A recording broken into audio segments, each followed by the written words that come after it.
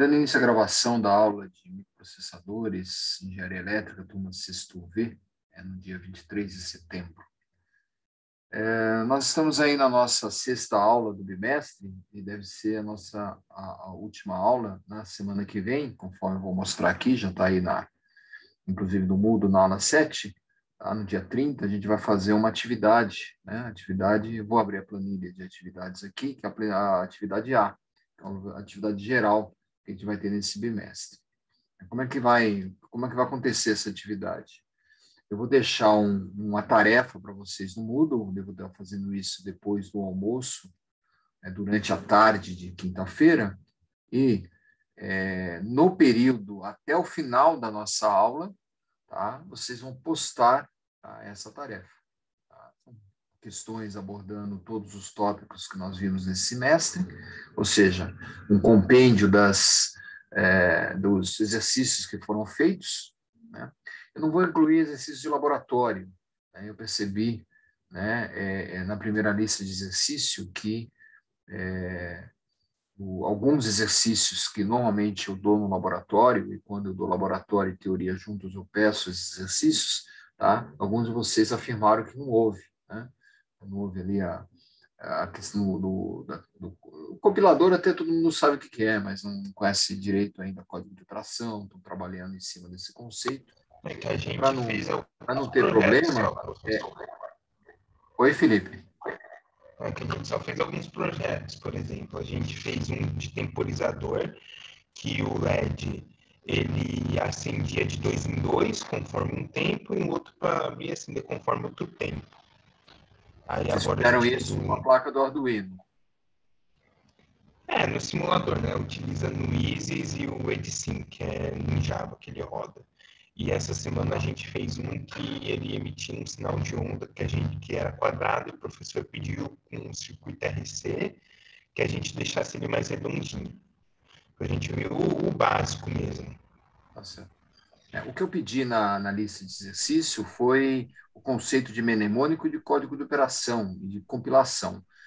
Essas ferramentas que vocês estão usando aí no laboratório são ferramentas que pegam o código de operação, o mnemônico, e converte em código de operação.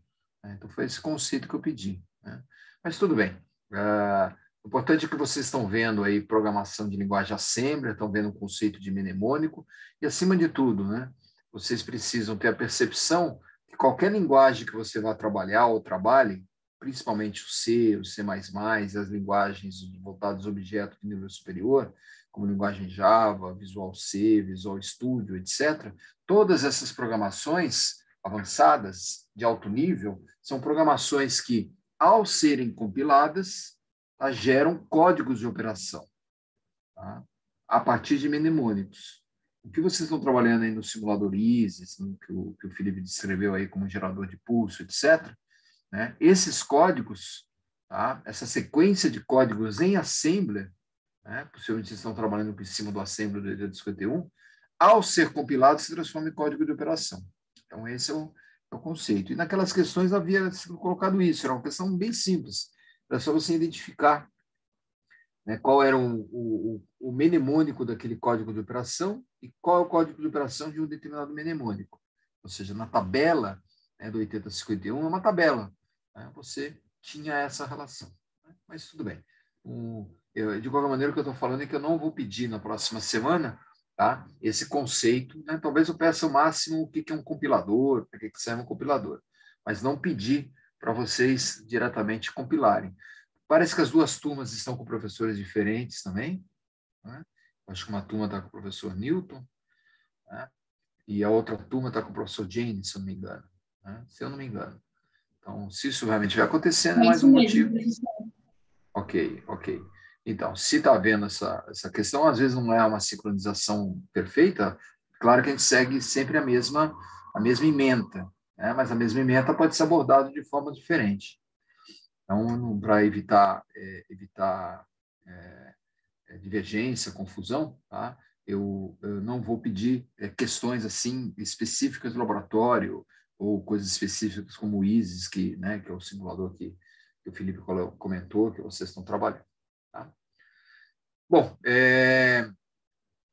vai ser durante a aula, tá? E eu vou ficar atento, vou ficar alerta, vou ficar à disposição de vocês para ajudá-los, tá? Nessa revisão, nessa atividade de revisão, né? E a entrega, obviamente, que é individual. Ela é uma nota. Vou abrir a planilha de atividades agora, é a nota A da planilha de atividades. É uma nota que, inclusive, tem um peso de 40% da avaliação da nota N1, da nota do primeiro bimestre. Então, é uma atividade importante, que vai ser composta de questões da primeira lista de exercício, questões da lista de exercício que vocês vão entregar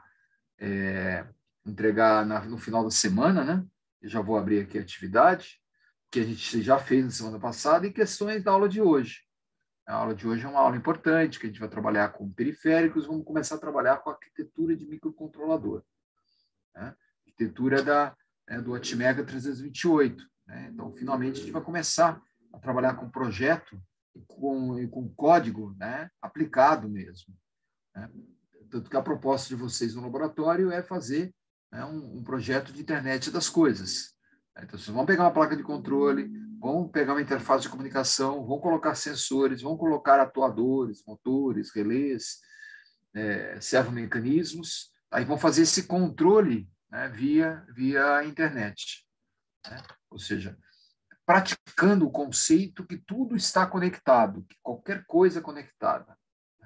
Isso é fundamental, é o objetivo, né? É a habilidade, né? A habilidade que esse curso se propõe é exatamente essa, né? De vocês entenderem o que é a internet das coisas, conseguirem fazer projeto de hardware da internet das coisas, tá? E conseguir programar a internet das coisas.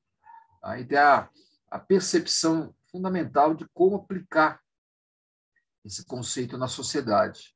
Né? Nós somos engenheiros elétricos, nós somos os responsáveis pela infraestrutura e pela implementação de internet das coisas na sociedade.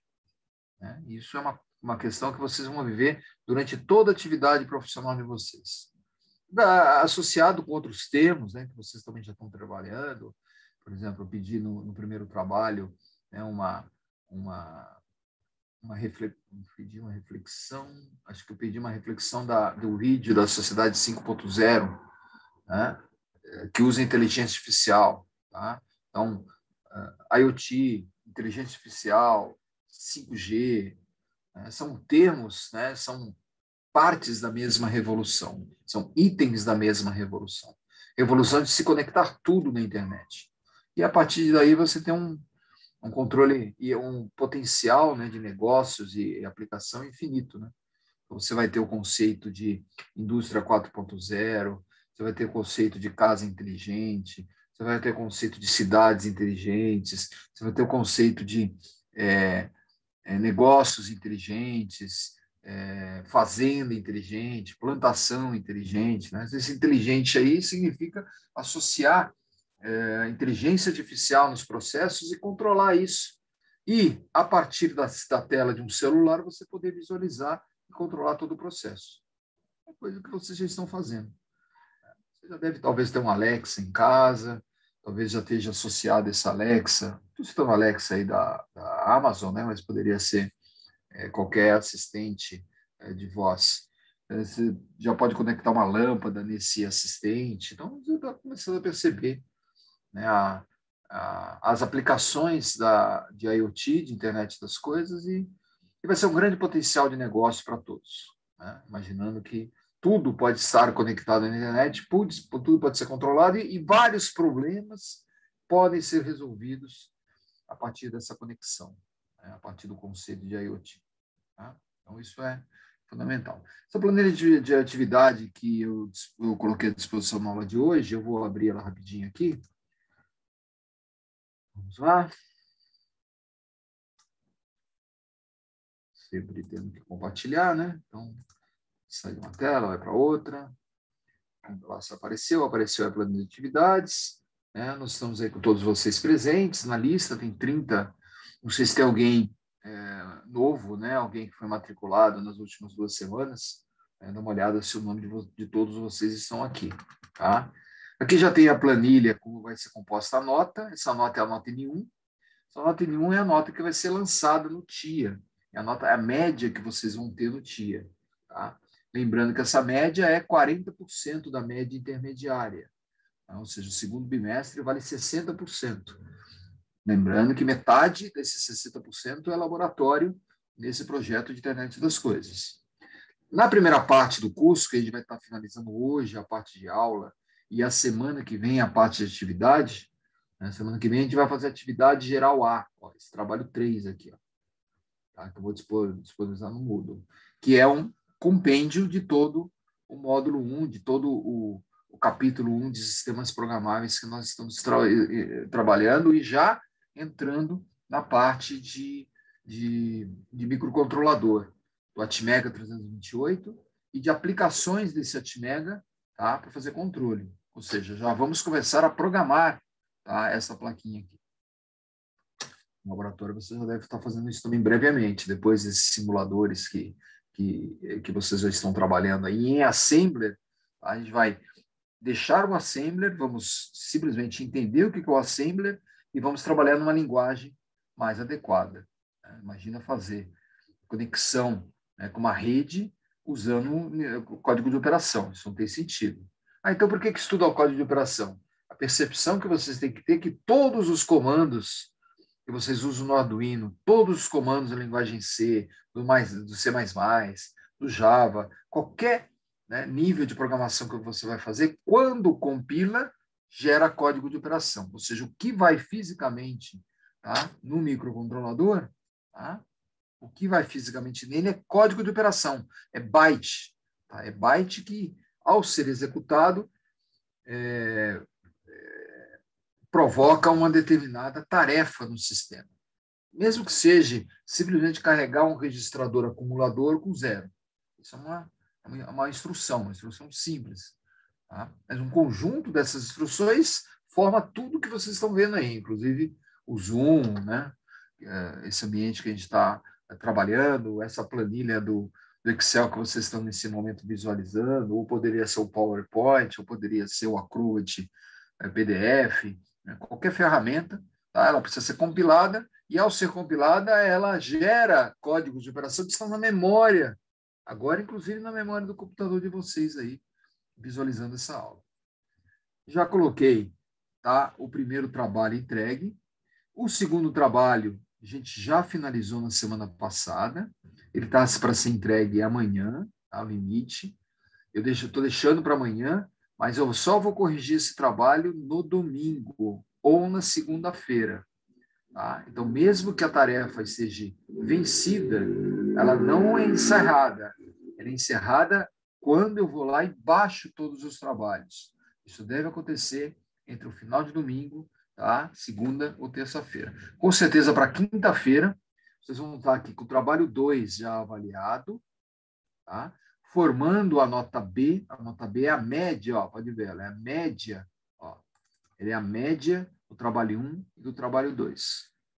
Então, por isso que você já tem aqui, ó, tá? Por isso que você já tem aqui, tá? Já formando a média de vocês, a atividade B, né? Que, por exemplo, quem tirou 10 na atividade B, como foi o caso da Ana, né? Ana Carolina, né? Fez uma atividade lá atendendo o que a gente solicitou, né? Já está com, né, 5 de atividade, porque é metade, né? Se tiver 10, né, a Ana vai fazer a outra atividade, vai fazer tão bem como fez a primeira, então eu vou colocar aqui o 10, ó. Tá? Então já fica com 10 na atividade B, né? E aí já tem garantido 30% da nota. 40% é a nota da atividade que a gente vai fazer na semana que vem. Então, não perca essa atividade. Se vocês perderem essa atividade, é como se tivesse presencialmente perdido a P1. Tá? Isso aqui equivaleria a P1 no ambiente presencial. No ambiente síncrono, como a gente está fazendo, vai ser o que a gente chama de atividade. Tá? Ok? Bom, a Ana não entregou ainda, né, Ana? Não sei se entregou, que já tem 4 entregas aqui, tá? Mas depois a gente considera direitinho aqui. Ok? O laboratório, né? O professor Newton e o professor James vão me passar as notas de laboratório até o final da primeira semana de outubro e vocês já vão ter fechadas a média em N1. Eu tenho certeza que todos vocês vão muito bem. Tá? No trabalho 1, a grande maioria fez bem o trabalho. Quem não tirou nota máxima, faltou uma outra questão, poderia ter se aprofundado um pouquinho mais nas questões, às vezes foi um pouco preguiçoso, Teve um ou outro aqui que esqueceu o nome para variar, né? Tá? Então, tem aqui sem nome, né? Opa. Ô, professor, Oi. eu sou o Pedro, eu te mandei mensagem lá no Moodle, te mandei por e-mail lá, eu acho que o senhor não considerou ainda. Eu ainda não vi, eu só vou computar o que é enviado por e-mail, tá? Depois que eu fechar as atividades aqui, tá? Então, eu ainda não coloquei. O pessoal que entrega pelo Moodle tem essa desvantagem que eu não consigo, né, fazer as coisas ao mesmo tempo. O que vai acontecer? Antes de fechar a média, aí eu vou dar uma olhada lá e a gente vai computar, tá? Beleza. Mas pode ficar tranquilo. Inclusive, quando quem manda as coisas por e-mail, quando eu vou lá e considero a atividade, eu respondo, atividade considerada. Né? Só para vocês terem também um feedback. Vamos evitar, a gente entregar as coisas, o Moodle é o nosso canal oficial, né, Sim. de atividade. É para a segurança de vocês e minha também. Né? Ali é que fica armazenado. Inclusive, o coordenador tem acesso, né? O professor Bruno tem acesso, né? O professor Márcio, que é o diretor, tem acesso. Né? Então, isso é importante para ficar lá. Tá? Houveram alguns que não entregaram a atividade, ok? Talvez alguns de vocês tenham entregado por e-mail, conforme, acho que foi o Pedro, né, que falou aí. Né? Eu vou considerar essas atividades, tá? Fazer o possível para o mais rapidamente possível considerar. Tá? Mas até a gente fechar, né? Tem a nota nenhuma aqui, a gente vai ainda demorar umas 2 semanas para fechar. Eu vou corrigir ainda a atividade 2. Então, podem ficar tranquilos que a gente vai fechar. E a média mesmo só é fechada tá lá no final de meados de dezembro, né? Até meados de dezembro, né? Vocês ainda têm possibilidade de ter devolutiva, de fazer revisão, né? Todos vocês têm direito à devolutiva, né? Então, a gente deve reservar parte, né, da aula do dia 7 ou 6, né, que é a aula depois aqui da gente fechar a atividade geral, quando eu colocar a nota, de fazer uma pequena devolutiva, né, uma pequena avaliação com vocês, ou explicar os critérios e ficar à disposição de vocês, né, para justificar, né, algum tipo de atividade. Aí eu abro a atividade, mostro, como se fosse presencialmente uma vista de prova. Tá? Vamos lembrar que o segundo bimestre tem uma estrutura muito parecida com esse bimestre. Ó, tá? Puxa ele aqui. Ó. Muito parecido. Ó. Tem o trabalho 4, o trabalho 5, que forma a média, tem o laboratório. A diferença é que o peso do laboratório aqui é 50%. Tá? 50%. E a atividade geral que vai acontecer na 4ª semana de novembro. Né? Terceira semana de novembro. Terceira ou 4ª semana. E aí a gente vai fechar, né, as atividades das aulas síncronas. Tá? E aí tem, né, o fechamento da nota da média, tem a questão de entrega de projetos de laboratório, que vocês vão entregar para os 2 professores do laboratório. E vamos ter a média parcial acima de 6, 6 ou acima de 6, né, estão aprovados. Médias menores, se não entregou nenhuma atividade numa determinada nota, tem direito a sub, tá? E se tirou média inferior a 6, tem direito a fazer uma avaliação final, uma PAF, né? Antiga PAF, que aqui eu já vou chamar de tarefa final, né? Para vocês poderem ainda atingir a média. Tá? Então, esse é nossa caminhada aí, tá? No nosso curso. Ok? Bom, dê uma olhada na planilha aí, tá? E no final da aula, se quiserem tirar alguma dúvida, tá? A gente pode tirar, ou mesmo, né? Mandem um e-mail para a gente aí, como alguns de vocês estão fazendo. Então, a gente só entrega a atividade de amanhã e vai ter a prova. Atividade amanhã? Amanhã a gente não tem aula. Oi? Amanhã nós não temos aula. Não, a atividade que está para amanhã, professor. Eu quis dizer. A atividade de amanhã é a atividade sendo entregue. Eu vou comentar de novo ela aqui. Tá? Vou mostrar o Moodle aqui de novo. Tá? Vamos lá. Atividade de amanhã, né, que o Felipe comentou aí, a atividade é o trabalho 2 aqui, ó. Essa coluna do trabalho 2 aqui, ó, que a gente vai considerar. Tá? Vou mostrar essa atividade agora e fazer um rápido comentário até para relembrar essa atividade que a gente fez e fechamos essa atividade na aula passada. Tá? Inclusive, essa aula já está gravada. Vou tirar aqui da planilha e vou mudar agora para o Moodle.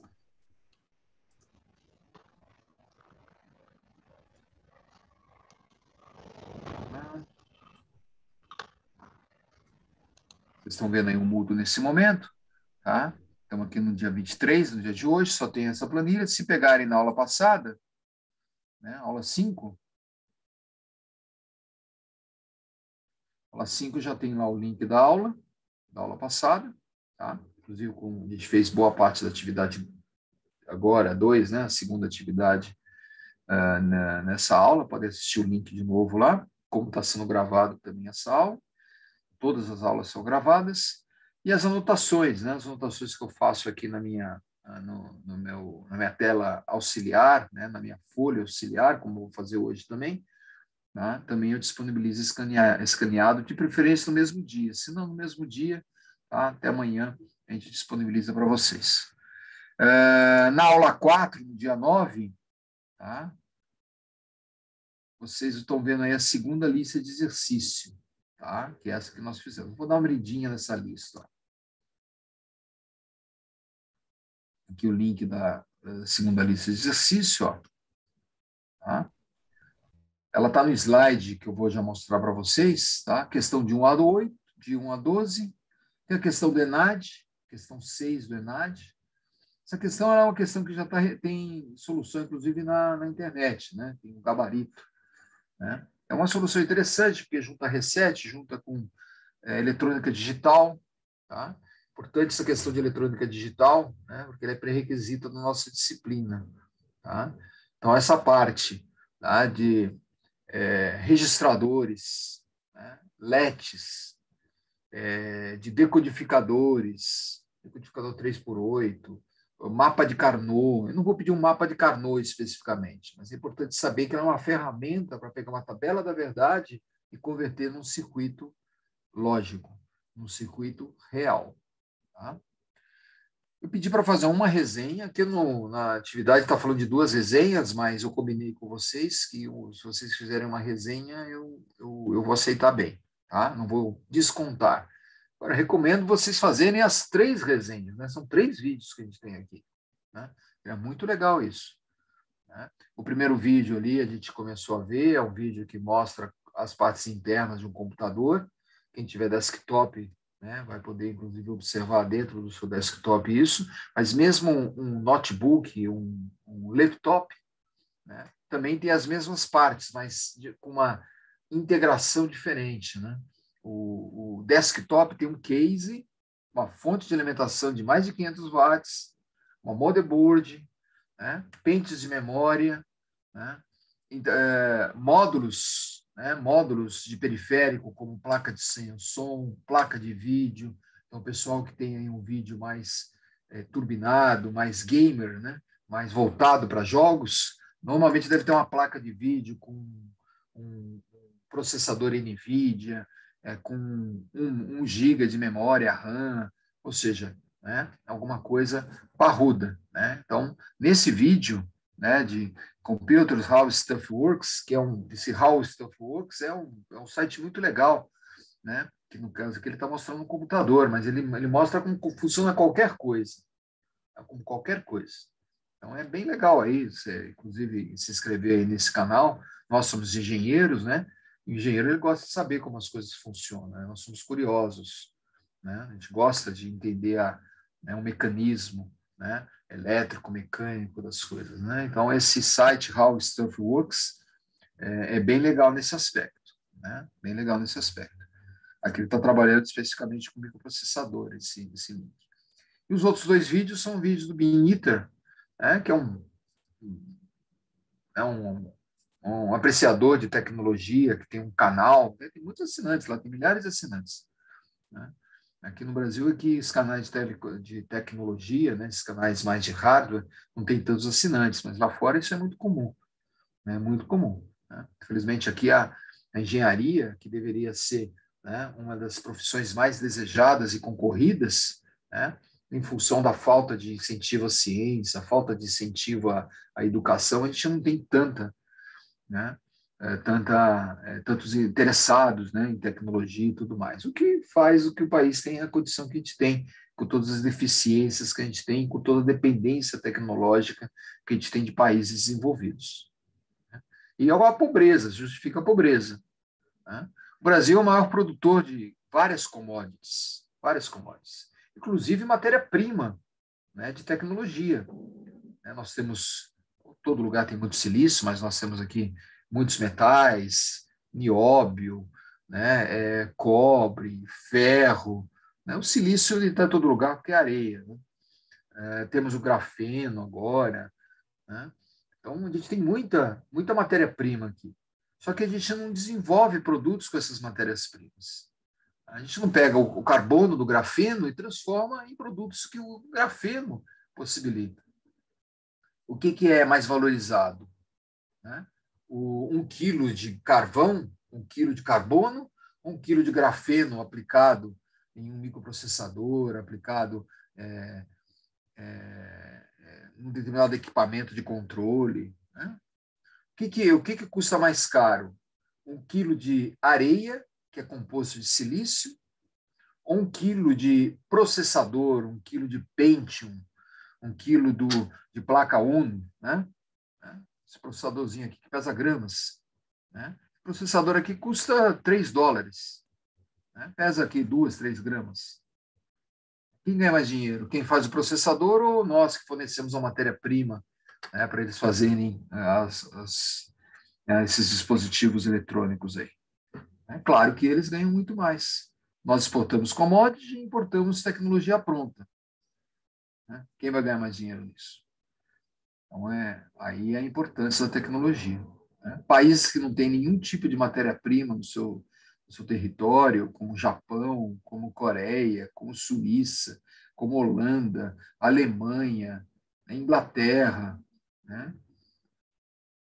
São países riquíssimos. Né? Por quê? Porque investem em tecnologia, investem em educação, investem em inovação, né? Investem em engenharia. Né? Tem muitos engenheiros.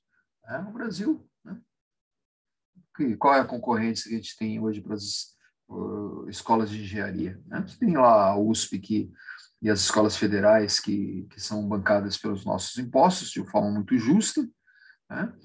Que são concorridas. Mas se tirar, né, as faculdades aí particulares, as universidades particulares, como é o nosso caso, aí, né, a concorrência não é tão significativa.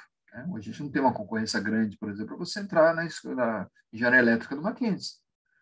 Falta de interesse, né? Interesse em tecnologia. Né? Ok? E principalmente falta de incentivo à tecnologia e educação. Né? A gente vê o nosso país como... Né? E não é só esse governo, né? Isso vem desde Pedro Álvares Cabral. Né? A gente sempre foi colônia. Né? Continuamos a ser colônias de uma forma diferente, mas continuamos a ser colônia. Né? O pessoal continua vindo aqui, pegando as nossas riquezas e transformando em tecnologia. Na época do descobrimento, né? Ia lá para a Inglaterra, né? Era matéria-prima, né, de muitos itens da Revolução Industrial, os ingleses ficaram ricos, formaram um império, né, enquanto a gente continua. E a situação continua exatamente a mesma. Enquanto não houver um investimento sério em educação, em ciência, o cenário não vai mudar. Né? A minha geração está passando, perdemos mais uma vez, né, uma oportunidade, né, de mudar o país, e vai caber a vocês, espero que vocês tenham mais competência do que a minha geração teve de mudar de forma significativa, né, a posição do Brasil. Né? O Brasil tem um PIB alto, né? É o 8º PIB do mundo. 8º, agora deve estar em 9º aí, com toda essa crise.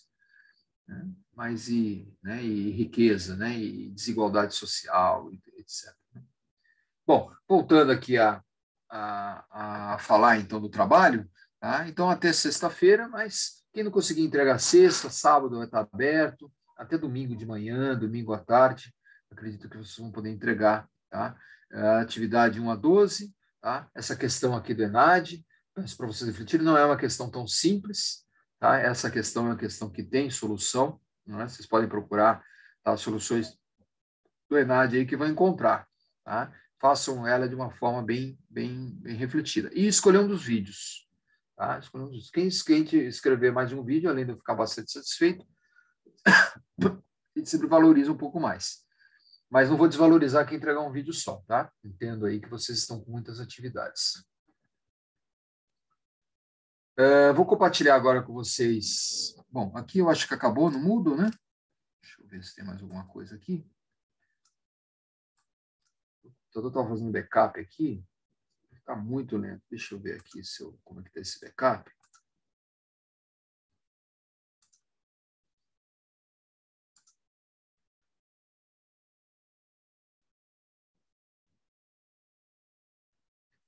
Deixa eu ver se ela finalmente... Vamos lá. Estávamos aonde aqui? Bom, aqui no dia 9. Deixa eu voltar aqui para a aula de hoje. Continua lento. Estava fazendo backup, é um inferno, devia ter começado o backup na aula.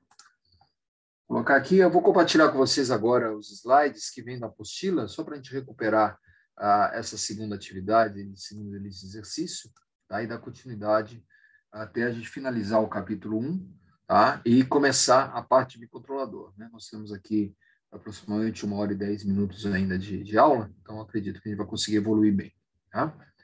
Bom, vocês estão observando aí, ou vão observar agora, tá? A segunda lista de exercício, tá? Segunda lista de exercício, que é esse exercício de 1 a 12. Observe que são exercícios que falam essencialmente da arquitetura da unidade central de processamento, né? Eu cobro aqui nessas questão 2 e 3 a questão do flag, a questão do acumulador, que são 2 registradores que utilizam a unidade de lógica aritmética. Observe que nessas dois exercícios eu tenho a instrução ADD, ó, instrução de soma. Tá? O ADD é a instrução de soma no assembler. Então, eu peço para vocês fazerem a soma, né, e verificarem principalmente os bits Z, de 0, e carry, que é o vai 1 do sistema. Tá? Mas aqui também, né, você pode trabalhar com auxiliar carry, você pode trabalhar com a paridade, você pode trabalhar com bits de sinal, que são os bits aí. Tá? Essa questão 4 é uma questão, né, mais trabalhosa. Ela trabalha com aquela tabela, né, do decodificador de instruções. Aqui eu só estou pedindo 2 registradores, diferente do que a gente trabalhou em sala de aula, que a gente trabalhou com 3 registradores. Trabalhei com A, com R0 e com R1. A de acumulador, R0 e R1. Nesse exercício aqui, ó, eu só estou pedindo para você trabalhar com A e o R3. Tá? Olha lá, move A, R3. Né? Pega o valor do R3, leia o valor do R3, escreva no acumulador. E a instrução move R3A, que é o contrário. Leio o acumulador e escrevo no R3. Então, vou colocar, né, os sinais read, de leitura, write, de escrita, e chip select, de seleção, né, conforme a gente fez na sala de aula, é importante. Tá? Questão ciclo de máquina, ciclo de instrução, é calcular o clock, né, você tem aqui a frequência do cristal, divide por N, né, então, é uma questão simples. Assim como a questão 6 e a questão 7. Diferente que a questão 7 tem 3 ciclos, M1, M2 e M3. Por quê? Porque tem 2 ciclos de busca de instrução, já que é uma instrução de 2 bytes. Tá? Questão 8, relação de potência, tempo e frequência. Tempo é inverso à frequência é inverso de tempo. Quanto maior a frequência, maior a potência. Quanto menor o tempo, quanto mais rápido é o programa, quanto menor o tempo de execução, maior é a potência. Ou seja, se você estiver trabalhando com bateria, se você colocar uma velocidade maior, a bateria vai acabar antes. Pipeline, explicamos lá, pipeline é um conceito que quando ele está executando a instrução no ciclo M2, ele está lendo o ciclo M1 da próxima instrução. Então, ele integra os conceitos de ciclo de máquina e ciclo de instrução. Então, uma explicadinha sobre isso. Tá? A questão 10 é uma questão que é para você calcular o capacitor, tá? Para ter 100 pulsos de clock. A gente resolveu não esse exercício, mas um muito parecido. Tá? É só pegar a fórmula. VR, né? V de reset, é igual a VCC 1 menos Euler menos T sobre RC. Eu estou pedindo, nesse caso, o R. Tá? O R não. O R é dado. O C, o capacitor. Então, é só isolar o capacitor, lembrando lá de cálculo neperiano, né, logaritmo neperiano, usando a calculadora, você tem rapidinho essa questão. A próxima é a questão de reset, o hot dog para o reset, bem trabalhado. E a última questão é de interrupção. Tá? Essa é uma questão que fala de circuito lógico, eletrônica lógica, tá? Mais a parte de reset, de inicialização. É uma questão bem interessante, caiu no ENAD de 98. Tá? Era uma questão que tinha cálculo, mas é um cálculo bem simples. Tá? Então, peço para vocês darem uma boa olhada nisso. Tá? E, conforme eu comentei, né, questões do ENAD tem a solução, né, e vocês encontram lá no site do MEC a solução. Tá? Mas tentem fazer antes, né, ou tem uma solução entendendo, né, a solução. Tá? O ENAD é sempre, né, um medidor importante, né? A engenharia elétrica está muito bem na ENAD, né? A gente está com o conceito 4, né? O maior conceito aqui na Escola de Engenharia, né? E eu espero que as próximas turmas continuem honrando a qualidade do curso, né? Acho que vocês não são turma de ENAD, né? ENAD eu não sei nem como é que está em função dessa pandemia, em função de, né, o pessoal andou adiando algumas coisas aí, eu não sei nem como é que está, se as turmas de ENAD estão fazendo, tá? Vamos lá? Então,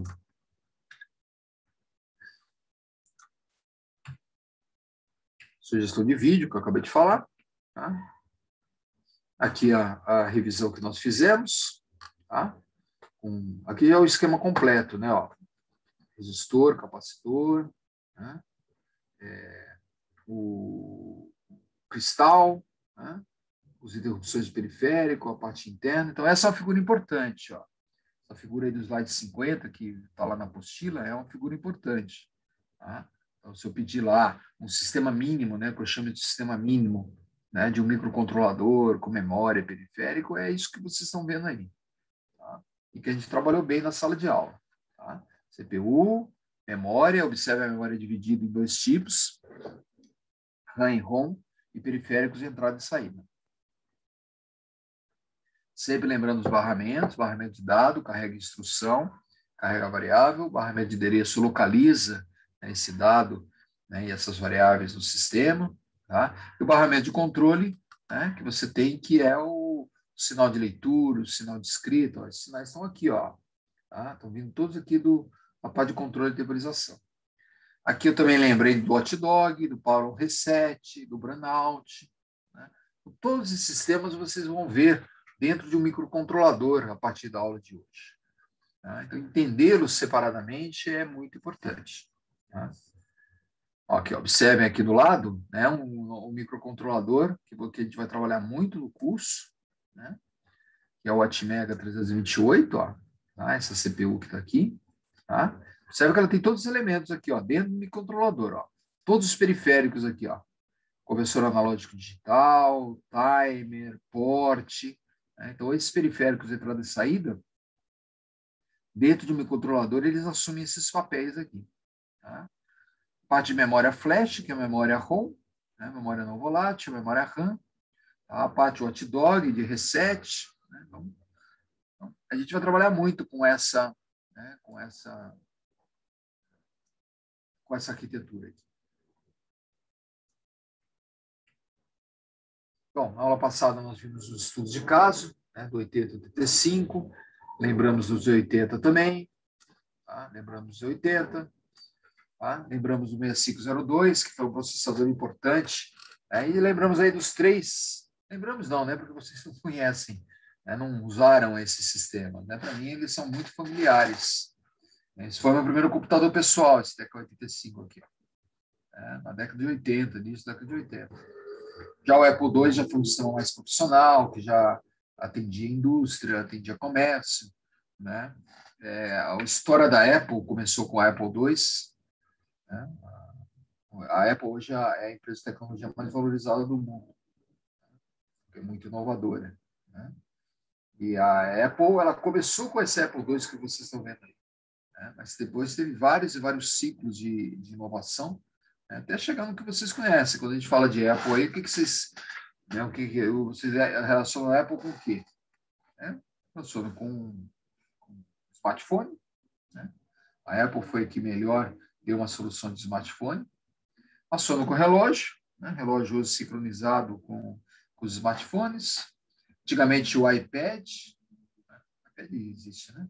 O iPod, né? Não sei se vocês lembram do iPod, que era um tocadorzinho de música.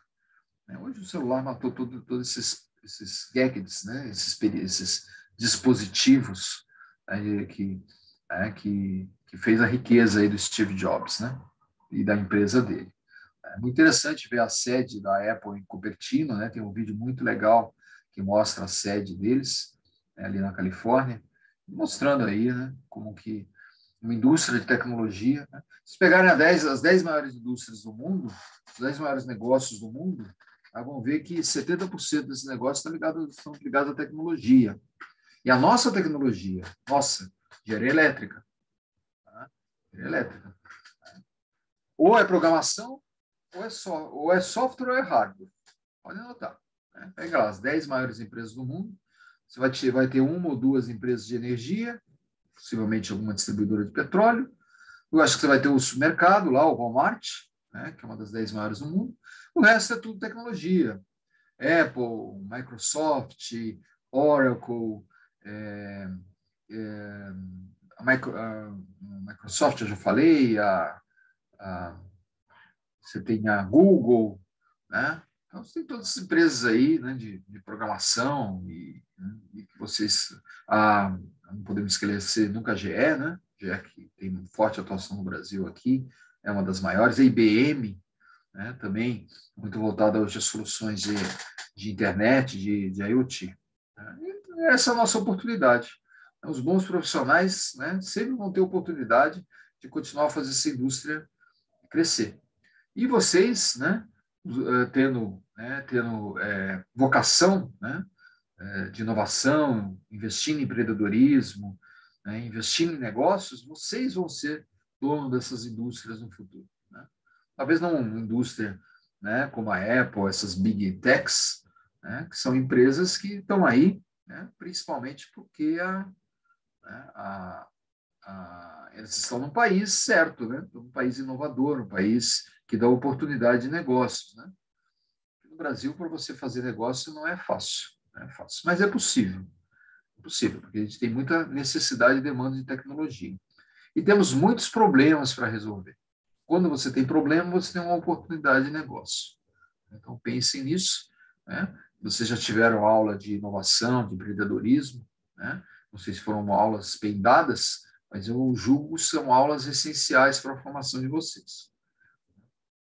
Vocês não são apenas profissionais, né? Vocês precisam ser profissionais e empreendedores. Entender o que significa o adjetivo empreendedor, né, é essencial para a formação de vocês, né, e que vai fazer uma grande diferença na carreira de vocês, seja como colaborador na empresa, né, colaborador empreendedor, seja como tendo a sua própria empresa. Né? Então, ao invés de você trabalhar para fazer o outro ficar rico, e se a empresa crescer também, você vai ganhar dinheiro, né? Além de ter um bom emprego, né? Para aqueles que não têm vocação, né? Mas alguns não aceitam isso e vão ter as suas próprias empresas. Né? Então, isso são questões bastante importantes. Bom, o importante nessa figura que vocês estão vendo aí agora, tá? É os microprocessadores, né? Que a gente estudou, né? O 8051 na aula passada, tá? Essa arquitetura aqui, ó. Desculpa, 8085. Observe que essa figura do 8085, tá? É exatamente, tá? Aquela figura, tá? Aqui, ó, tá na forma aqui, tá? Forma manuscrita, tá? Então, isso que você tem aqui de uma arquitetura típica de microprocessador, você tem bem representado no 8051, ó, 8085, desculpa. Que é o processador, a gente viu isso na aula passada, é o processador ali de segunda geração, terceira geração. Sei lá, 4004, 8008, 8085, 8088, que foi do PCXT, 286, 386, 486, Pentium, até o Pentium 5. Então, essa sequência, né, de famílias de microprocessadores, citei aí especificamente a Intel, né, é a história, né, dos últimos 50 anos de tecnologia. Começando lá em 1970, com o 4004. E hoje você tem aí o i7, você falou de Intel, se falar de AMD, você vai ter, né, os microprocessadores da AMD, né, mas são, né, tudo que a gente conhece de tecnologia está baseado, nesse sistema programável. Observe que essa figura que vocês estão vendo aí, ó, de novo, repito, ó, ela é muito parecida com essa, ó, tem os mesmos elementos, CPU, memória, periféricos, barramentos, etc. Que só está na forma, né, do desenho do fabricante. Ó. Pode observar. Ó. Decodificador de instruções, tá? Unidade lógica aritmética, acumulador e flag. Foram isso que a gente destacou. Ó. Se vocês olharem aqui, ó, exatamente isso que a gente destacou aqui, ó. ULA, acumulador e flag. Tá? As duas memórias, observe as duas memórias aqui, ó. Você tem aqui, ó, os registradores, tá? Os registradores. Esses registradores, tem registradores genéricos, que são esse W, Z, BC, DHL. Você tem aqui o stack pointer, né, que é o SP. Você tem o program counter, o contador de programa, né? Como a gente definiu isso, né? Isso é importante vocês conhecerem, né, todos esses. E na lista de exercícios que eu vou pedir na semana que vem, eu vou pedir isso. Inclusive, tem aqui, né, no finalzinho desse capítulo aqui, vai ter lá mais algumas questões, que eu não vou pedir para entregar essas questões, porque essas questões vão estar na atividade A da semana que vem, a atividade que vocês vão fazer durante o horário da aula. Tá? É importante entregar isso. Isso vale como uma atividade.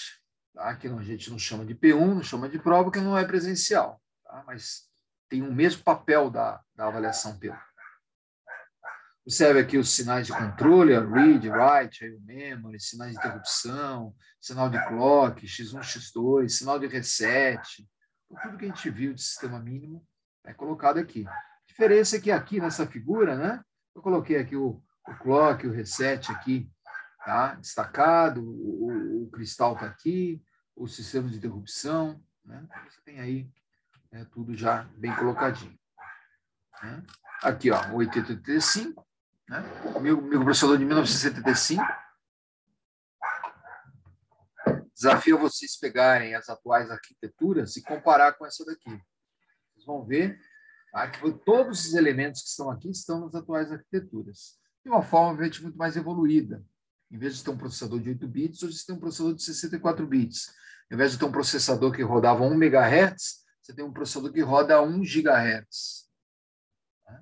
Você tem um processador lá com vários núcleos, né, formando um sistema multitarefas, né, fazendo processamentos paralelos. Então, é diferente, mas é exatamente igual. Tá? Em conceito, não em tecnologia, porque a lei de Moore faz com que, a cada 18 meses, a cada 2 anos, essa tecnologia evolua. Tá? Ela dobre a capacidade. Mas dobrar a capacidade não significa mudar a forma. O processador ainda não mudou a forma e, acredito, não vai mudar de forma radical nas próximas décadas. O que vai existir são tecnologias mais evoluídas que, aos poucos, vai substituir o silício. O silício tem uma grande vantagem. Ele é muito barato. É muito barato e tem em todo lugar. E silício é areia. Né? Então, é difícil competir com o silício. É muito difícil. Mas você está tendo novas tecnologias. O grafeno é uma delas. Né? Um dos potenciais do grafeno é você fazer circuitos eletrônicos mais rápidos, por exemplo, né? Com mais velocidade. Né? Então, muito interessante lá. Quem não conhece, vai lá na MacGraph, né? Conheça lá o que eles estão trabalhando. Né? Sempre tem oportunidade para os pesquisadores que gostarem desse tipo de tecnologia de trabalhar lá. Você pode depois fazer uma pós-graduação, pode fazer um doutorado, né? Ali tem pesquisa avançada. A ideia realmente do Mackenzie é participar, né, de nichos específicos de tecnologia como grafeno e desenvolver bastante isso. E no Brasil, no grafeno, no Mackenzie especificamente, o Mackenzie foi pioneiro em em tecnologia, né? A TV digital, a TV preto e branco, a TV colorida, né? A TV colorida, porque existia TV preto e branco? Existia, né? Quando eu assistia lá, né, quando eu era jovem, né, criança, eu assistia tudo em TV preto e branco. TV colorida no Brasil foi a partir da Copa de 1974. 78 foi assim, a primeira Copa que todo mundo tinha TV colorida. E a TV colorida foi desenvolvida no Mackenzie. Né? Desenvolvido no Mackenzie, professor Sux, né? Professor, foi meu professor, diretor de Fundamentos de Eletrônica, né? Uma lenda, né? Aí dentro do Mackenzie, desenvolveu. Hoje o Mackenzie trabalha com TV digital, né? Então, circuitos de TV, do padrão de TV digital, o padrão de TV digital foi desenvolvido no Mackenzie, foi testado no Mackenzie. Né? Então, a gente tem ali centros de tecnologia muito interessantes que vocês devem já conhecer, né? E vão ter oportunidade, ou estão tendo oportunidade aí, não só de estagiar, de trabalhar, né? Como fazer pesquisa. Né? O papel da universidade não é só formar profissionais, o papel da universidade também é fazer pesquisa. Né? E podem ter certeza, vocês estão numa das maiores universidades do mundo, né? Que é reconhecido no mundo inteiro, tá? Que tem, só no curso de engenharia elétrica, mais de 100 anos, 104, 105 anos no curso de engenharia elétrica. A engenharia no Mackenzie, né, tem mais de 120 anos, né, engenharia civil. Né? A universidade tem mais de 150 anos. Né? Então, vocês estão aí num... Qual a instituição brasileira ou mundial que vocês conhecem que tem mais de 100 anos? Então, é bem interessante, bem importante esse aspecto. Ok? Aqui tem a PNAD do 85.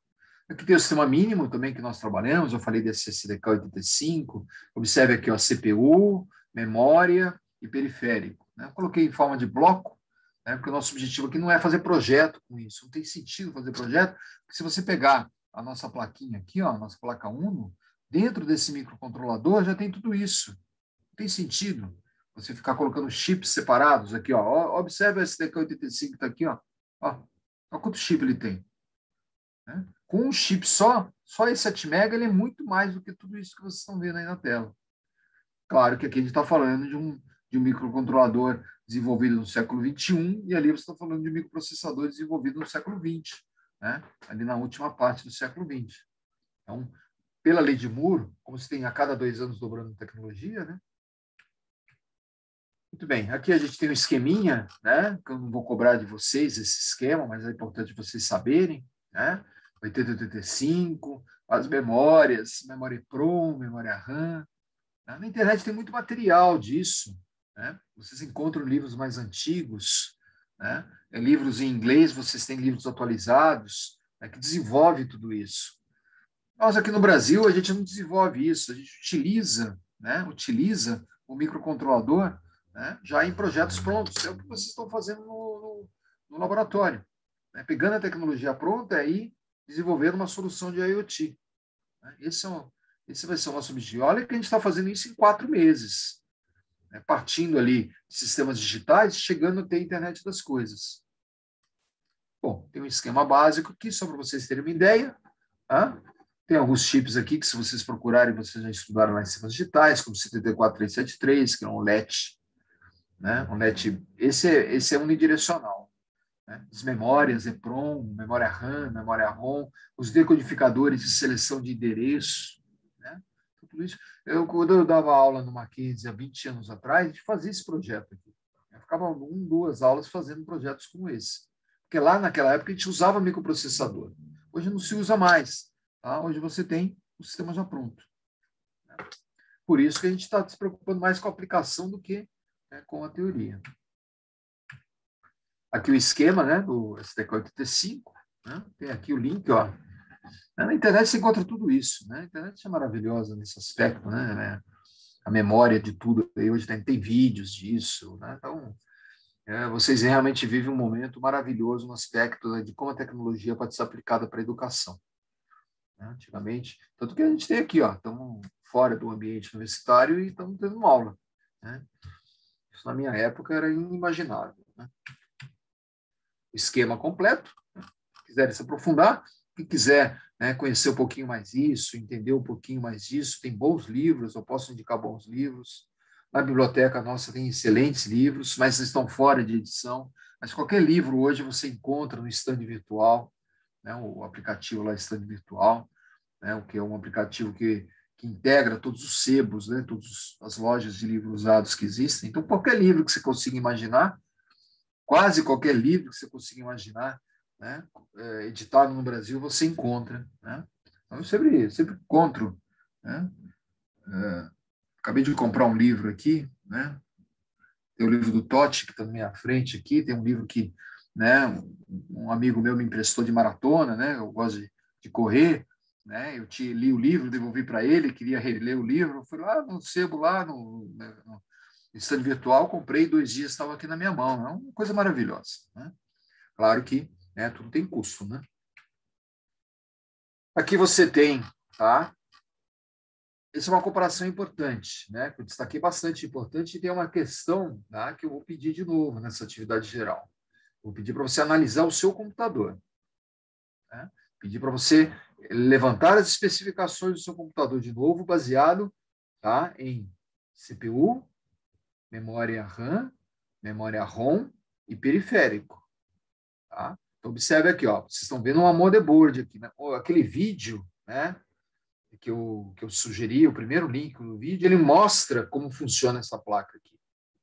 Mostra lá a CPU, aqui vocês estão vendo só o ventilador, mas embaixo desse ventilador tem a CPU. Deixa eu aumentar um pouquinho aqui.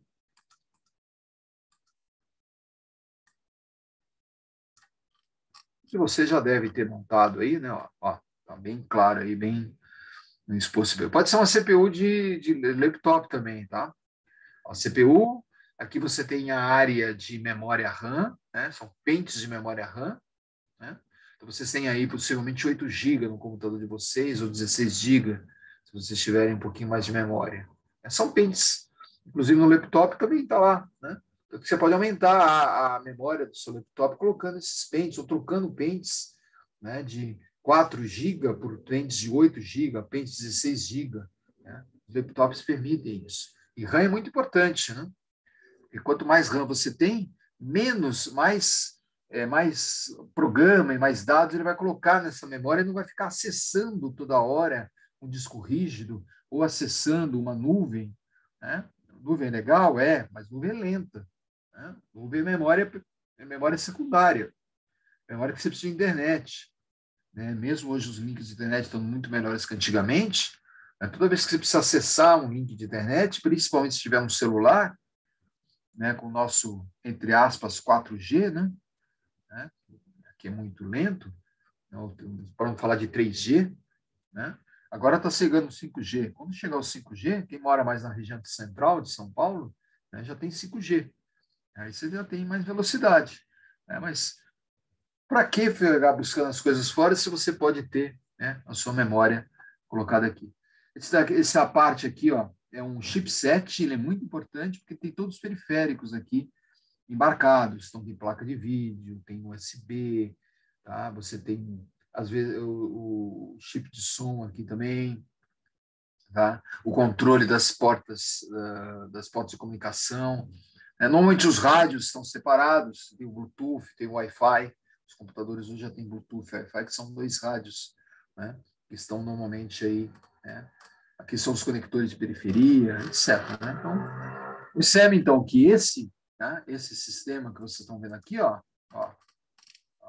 vou comparando aqui, ó, CPU, memória e periférico. Tá? Se vocês pegarem o nosso microcontrolador, dentro desse microcontrolador tem CPU, memória e periférico. Tá? Observe que a gente está falando a mesma coisa. Desde o primeiro computador lá, aquele TK-85, que eu mostrei a foto para vocês, até o computador que está na frente de vocês aí, ou o smartphone hoje, né? O smartphone hoje é uma maravilha de tecnologia, né? É uma coisa fantástica que você consegue fazer com o smartphone. Né? O mundo que você consegue acessar e o que você consegue fazer hoje está tudo concentrado. Tanto que a gente fala de IoT, tá? Os resultados do seu projeto, do seu controle, vai estar na tela do celular. Isso é importante. Você vai fazer um projeto, lá no laboratório, que na tela do celular você vai conseguir acessar a medida e vai poder controlar esse sistema. Isso é IoT. Por que a gente fala tanto de celular? Porque o celular está no bolso das pessoas. As pessoas hoje andam com o celular.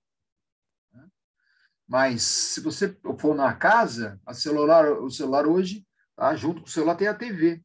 A TV virou um hub, né, de conectividade na casa. Hoje as TVs têm USB, tem Wi-Fi, tem Bluetooth, né? E hoje elas são uma grande tela, né? Tanto que alguns de vocês talvez estejam me assistindo nesse momento numa TV, né? Uma tela grande. Isso é bem legal, né? Hoje os smartphones se conectam com todas essas TVs, né? YouTube, pode ver o YouTube como, né, uma questão maravilhosa, tanto que as nossas aulas estão lá no YouTube, né? Está no meu canal do YouTube, está lá, né? Você consegue assistir qualquer aula, né, do curso, como essa e como as próximas aí. Se pegarem no canal do YouTube do semestre passado, vão ver as aulas do semestre passado e fica lá, né, para a eternidade.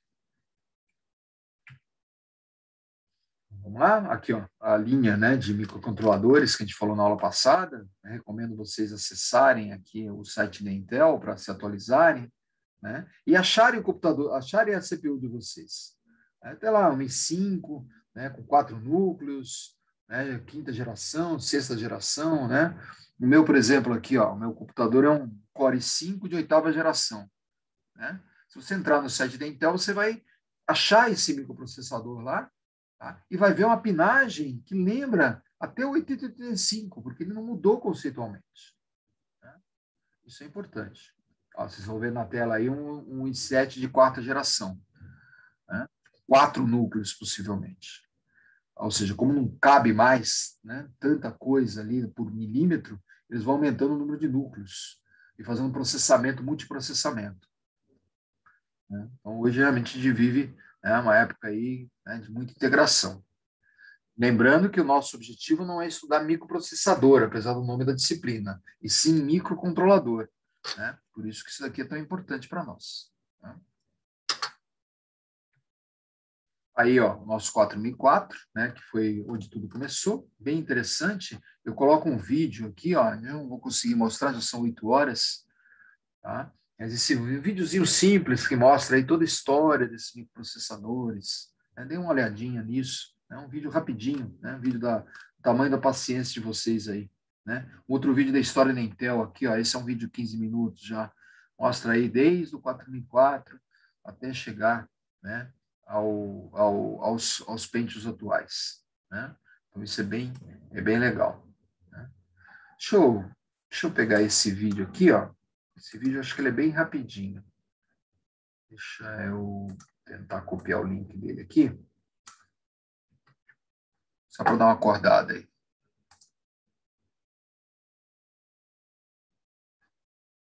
Compartilhar aqui esse.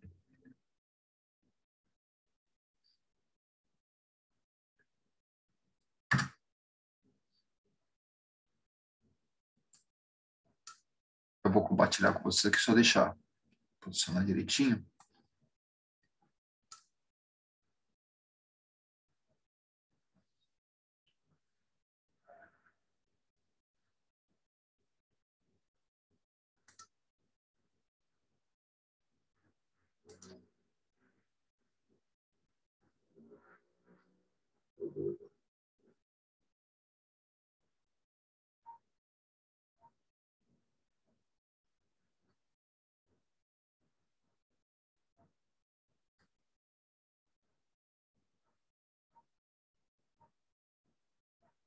Ele tá bastante lento aqui. Deixa eu puxar aqui para a tela principal, ver se ela vem.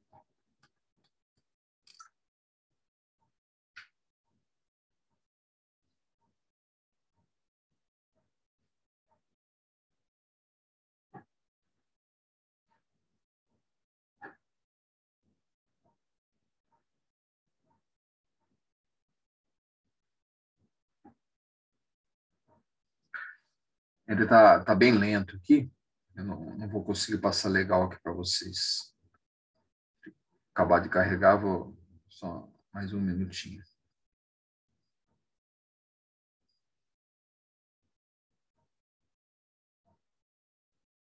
Estava fazendo backup, né, o meu computador aqui, aí eu não consegui parar no meio, aí eu fico aqui brigando com ele para...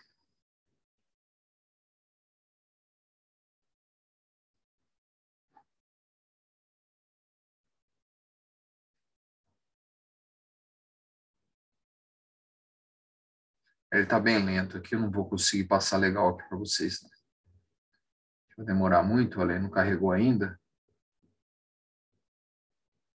Comecei a fazer o backup aqui, e aí ele acabou, estava fazendo um backup do Google Drive, e eu não consegui parar. Bom, fica então essa sugestão aqui, tá? Se vocês tiverem o computador mais rápido aí, recomendo vocês assistirem, né? Bom, a arquitetura que nós já vimos, tá? Agora eu gostaria de ver com vocês aqui, tá? A questão dos periféricos, tá? Para a gente encerrar esse primeiro capítulo. São 8 horas agora, então a gente tem aqui uns 40 minutos, tá? Para trabalhar, tá? Bom, a gente estudou bem CPU, vimos uma CPU de 8 bits, até definimos que essa CPU, né? Essa CPU, ela quando com a lei de Moore, ela foi dobrando a capacidade, tá? Então, lá do 4004, chegou até os atuais Pentium, né? Os i5, i3, i7, etc., falando da linha Intel. Então, a gente viu, é a mesma arquitetura, é a mesma tecnologia, é silício, tá? Você tem CPU, tem memória de programa, memória de dados, periférica de entrada e saída, barramento de dados, endereço e controle. Isso não mudou, tá? O que mudou foi que hoje tem uma tecnologia mais barata, a gente consegue colocar mais coisa no mesmo espaço. Por isso que a gente tem um computador, um processador que saiu lá do 4004 e chegou até o Pentium i7 de 8ª geração, como a gente estava vendo ali, né? Com muito mais recurso, obviamente. Tá? Então, CPU, tá? Memória RAM também evoluiu bastante, principalmente em termos de preço. Tá? Hoje tem o preço do megabyte de memória muito baixo, né? Tanto que os grandes nuvens, os grandes servidores, tá? Eles oferecem memória à vontade para vocês. Aí. À vontade, entre aspas, né? Porque, na verdade, nossa demanda de memória é muito maior. Né? Por exemplo, se você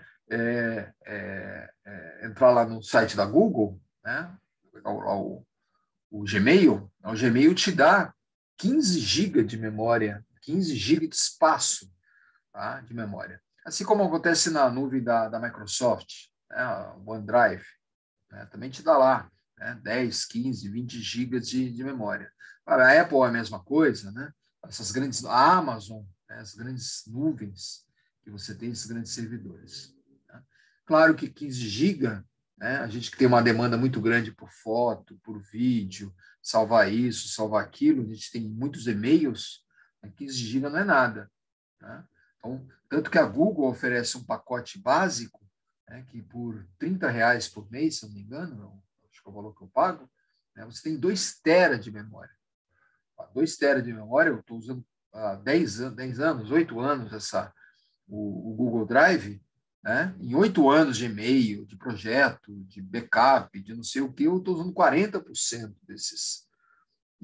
É claro que eu não fico salvando vídeo, né, no Google Drive, não fico salvando muitas fotos, nada disso. Não, muitos de vocês talvez fiquem lá produzindo muito mais conteúdo do que eu. Né? Quando eu preciso salvar, por exemplo, um vídeo, eu sempre coloco no YouTube, né? Que também compra um espaço lá. Né? Preciso ter o YouTube Premium, né? Para poder, né, ter, por exemplo, as minhas aulas lá e vocês poderem acessar. Então, memória não é caro.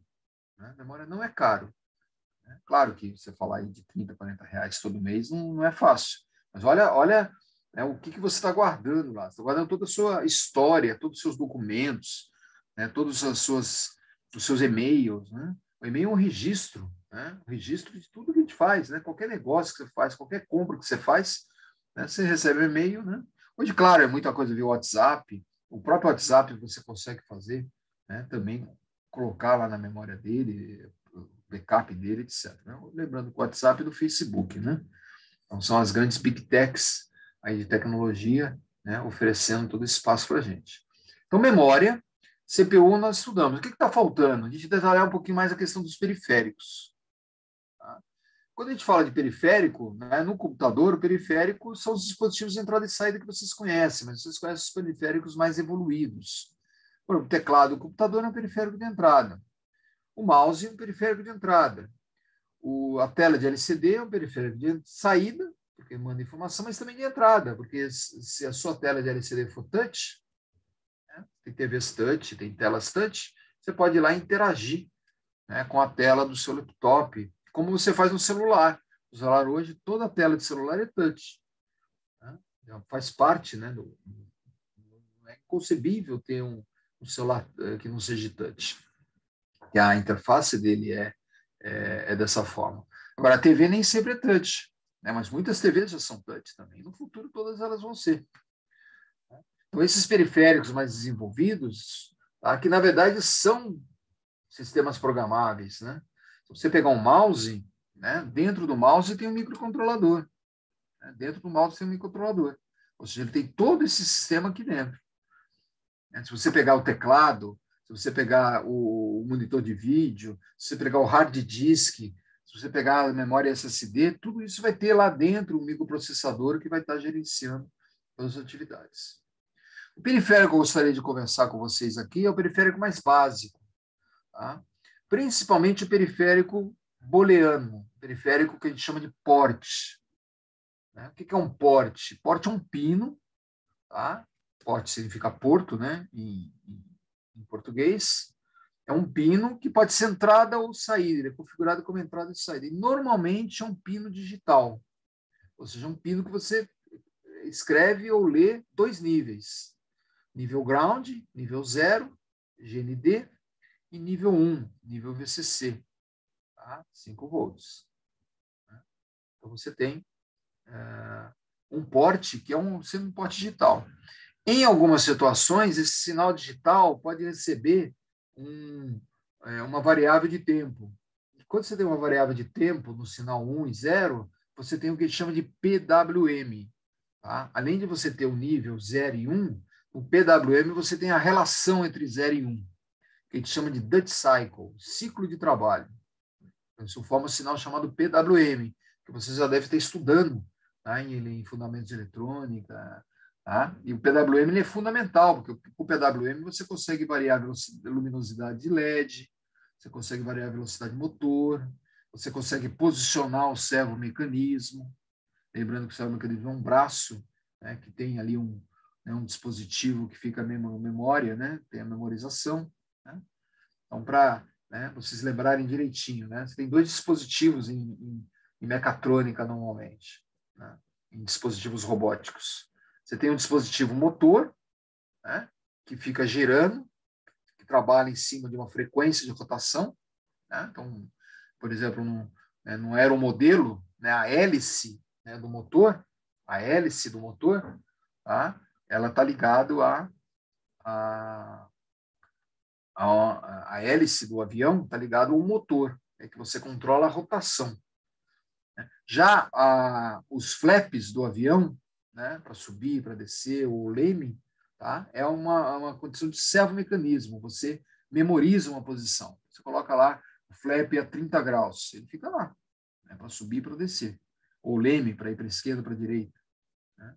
Então, tudo isso é periférico, e esses servomecanismos são controlados por sinais PWM. Tá? Então, eu dei uma resumida aqui, ó, vocês estão vendo aí na tela, os principais portes, e esses periféricos que eu vou rapidamente definir, a gente vai trabalhar no resto do curso. Todo segundo bimestre, a gente vai estar trabalhando em cima disso. E observe que alguns desses periféricos estão aqui, ó. Estão aqui na arquitetura do Atmega 328, que vocês estão vendo na tela aí, ó. Porte. Tem 3 portes. 2 portes de 8 bits, ou seja, 8 pinos, e um porte de 7 bits. Ou seja, o Atmega tem 23 portes ao todo.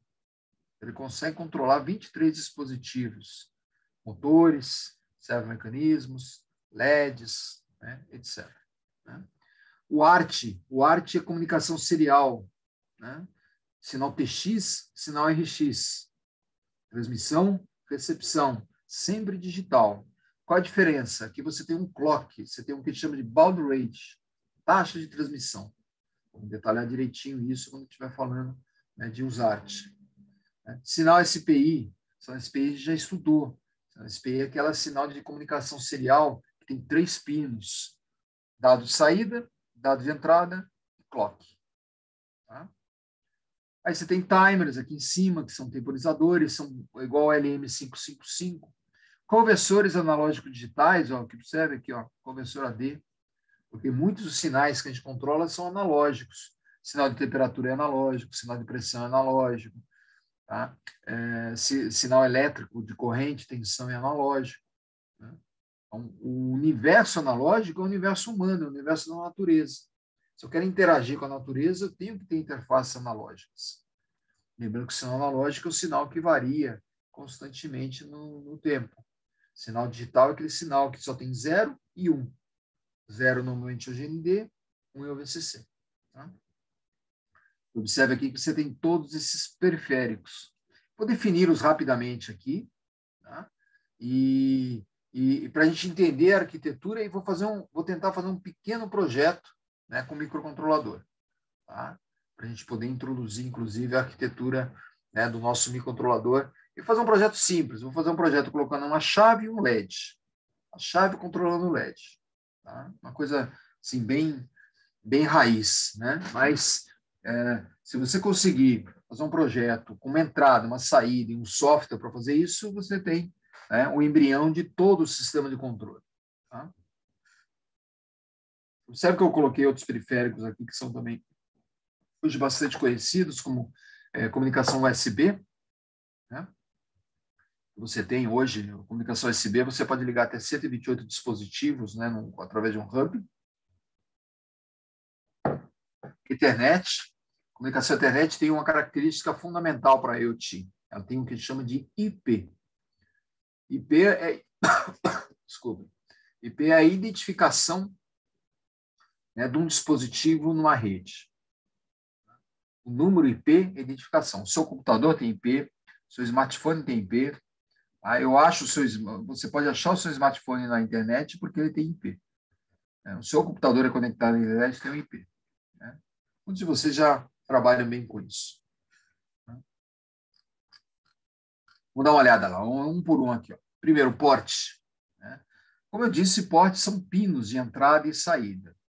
O melhor exemplo de porte é o que a gente chama de LET. LET é o flip-flop tipo D. A gente viu o flip-flop tipo D, né? Vocês viram lá em sistemas digitais. Tá? O laboratório talvez tenha revisado alguma coisinha também de flip-flop tipo D. Tá? O que é um LET? Um LET é uma trava. Você coloca a informação nela e ela vai ficar memorizada até você atualizar aquela informação ou limpar aquela informação, né? Voltando para uma condição inicial, do 0, do 1, né? Depende da informação. Tá? O importante é que você tem condições de colocar no LET, tá, uma saída 0 e uma saída 1. Se eu ligar numa saída um LED, né, e estabelecer que o LED, quando eu colocar 0, ele vai desligar, e o LED, quando eu colocar 1, vai ligar, tá? Eu tenho um porte. Um porte de entrada, uma chave. Uma chave que não estiver acionada é 0. Uma chave que estiver acionada é 1. Tá? Então, esse é o conceito básico. Né? O porte, né, vocês estão vendo aqui, é um LET, né, um LET bidirecional, 54LS245, que seria uma representação de um porte. Quando você olha dentro do microcontrolador, como vocês estão vendo aqui destacado, ó, os portes já estão lá disponíveis. Você não precisa ficar lá dentro, lembrando que aquilo lá é um 54.245. Tá? O importante é você saber que se você programar um porte como 0, ele vai colocar 0, colocar GND no porte. Se você programar esse porte como 1, vai colocar, né, BCC. Vocês lembram do Arduino? Quem fez aí projetos integradores com Arduino, né? Como é que você escreve num porte colocando 1, por exemplo? Tem um comando no Arduino chamado digital write, sabe? Digital write, que você pode colocar high ou low. E você pode endereçar o porte. Você pode colocar lá o PB0, que é o primeiro porte do porte PB, em high. Então, você coloca VCC. Se você tiver um LED ligado naquele porte, ele vai ligar o LED. Se tiver um relé ligado naquele porte, ele vai ligar o relé. O relé que pode ligar o motor, por exemplo. O motor ligado é 1, o motor desligado é 0. LED ligado é 1. LED ligado é 0, ou vice-versa. Você pode estabelecer que o 0 liga e o 1 desliga. Depende da configuração. Aqui, ó, aqui vocês notam aqui os circuitos básicos, que depois eu vou fazer um projetinho rápido com cada um deles aqui, ó. Uma chave. Observe que essa chave está conectada em GND, que é o terra. E aqui tem um porte de entrada. Pode ser qualquer um desses portes que estão aqui, ó. Tá? Tem um porte. Pode ser qualquer um desses 23 portes que estão aqui, PB, PC e PD. Tá? Observe que tem um resistor de POAP. Por quê? O resistor de POAP é ligado em VCC. Se a chave estiver aberta, o resistor coloca nível alto aqui. Então, chave aberta, chave off, 1. Chave fechada, coloca terra, 0. Tá? E aqui eu tenho o exemplo de um relé sendo controlado por um porte. Poderia ser um LED. Ó, o LED está aqui embaixo. Ó, aqui você tem um relé e aqui você tem um LED. O LED, observe que eu liguei direto no porte, ó, só com um resistor de limitação de corrente. Porque o LED, tá, ele tem tensão de 1,7 volts. E o VCC do microcontrolador, normalmente é 5 volts. Pode ser até 3 volts. Pode ser até 1,8 volts. Tá? 1,8 você conseguiria controlar o LED diretamente. Precisaria colocar resistor. Mas é raro o microcontrolador que está trabalhando com 1,8 volts. Normalmente ele está trabalhando com 5 volts. A nossa placa do Arduino usa 5 volts. Comentário aí, alguém quer falar alguma coisa? Alguma dúvida? Ok. Tá. Então, observe aqui, ó. Coloquei nível alto aqui, ó. Ó, o LED acende. Ó, tem um LED aqui, ó. O LED 1, LED 2, LED 3. Aqui, eu estou colocando o nível alto e está acendendo o LED 2 aqui, ó. Os outros estão com nível baixo, estão apagados. Tá? Então, é claro que vai depender como você vai ligar o catodo e o anodo, ó. Por exemplo, observem aqui, ó, que o diodo 2 aqui, o LED 2, tá? Ele está com o anodo ligado no porte. E o catodo está ligado no terra. Ou seja, nível alto vai acender esse LED. E nível alto, 5 volts, caindo a tensão do resistor, tá? Você tem positivo no anodo, negativo no catodo. Liga o LED. Se você colocar 0, tá? Você tem 0 no anodo. 0 no anodo, desliga o LED. Então, eletricamente, é dessa forma que funciona. Se ao invés do LED você quiser ligar um relé, o relé você vai ter uma tensão também, pode ter uma tensão de 5 volts, só que como a corrente do relé é maior, né, a bobina de um relé consome uns 40, 50, 100 miliamperes, você não vai conseguir ligar o relé diretamente no porte. Então, você usa um transistor para isso. Observe que esse transistor que está ligado ao porte, quando tiver nível alto aqui, ó, ele conduz esse transistor, e ao conduzir esse transistor, coloca terra nesse potencial aqui. Colocando terra, liga o relé. O relé é uma bobina, né? Que você energizando, ela atraca, né, uma chavinha. Né? Você deve ter estudado o relé, tá, em fundamentos de eletrônica, sei lá, qual a disciplina que vocês, né, estudaram isso aí no curso. Tá? Então, é dessa forma que a gente vai fazer. Daqui a pouco eu vou fazer um exemplo aqui. Né? Estamos aqui a 20 minutos de acabar a aula, acredito que vai ser suficiente para a gente fazer um projetinho rápido. Tá? Aqui mais um exemplo de porte, ó. Ó, que interessante. Professor, você não queria refazer a chamada para a gente não ter o risco de perder depois? Tá bom, né? Já faço. Atendendo a pedidos aqui da representante de classe, né? A gente tem que respeitar a representante de classe. Obrigada, professor. Pode ver que você tem autoridade, hein? Vamos lá. A Ana está aí, acabou de... Né? Deixa eu compartilhar aqui para vocês verem que eu estou fazendo chamada.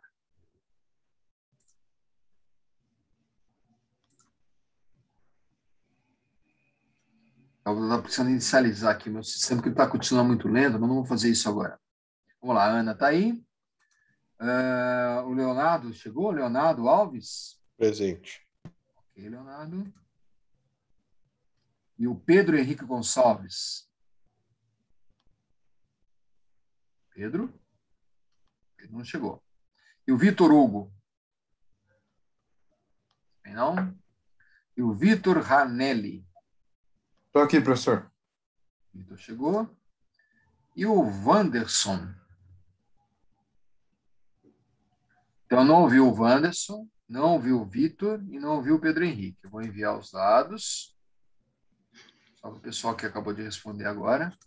E podem checar aí, né? O sistema está online. Se vocês entrarem no celular de vocês aí na lista, vocês vão constatar, né? Constatar aqui. Então, ó, quem está com falta, que não respondeu, tá? É o Pedro Henrique, o Vitor Hugo e o Wanderson. Ok? São 3, né? Perfeito. Estamos com 26 presentes, 27 presentes agora nesse momento. Tá? Então, bateu direitinho, são 30, 3 estão ausentes. Bom, tá tudo certinho, Ana? Tudo certo, professor. Obrigado aí, de verdade, viu? Não é agradecer, não. É o direito de vocês aí. Eu agradeço ter lembrado aí, que às vezes a gente vai aqui no embalo e acaba esquecendo mesmo. Fez bem ter lembrado. Bom, vamos voltar a compartilhar aqui, então, o slide aqui. Lembrando que todos os slides estão lá na apostila, tá? A gente só está representando aqui. Então, agora vocês estão vendo aí um projetinho de porte, ó, usando o Atmega 328, que é o nosso semicontrolador. A gente vai ver ele com mais detalhes, tá? Aqui eu só estou exemplificando o que é um porte. Olha aqui, ó.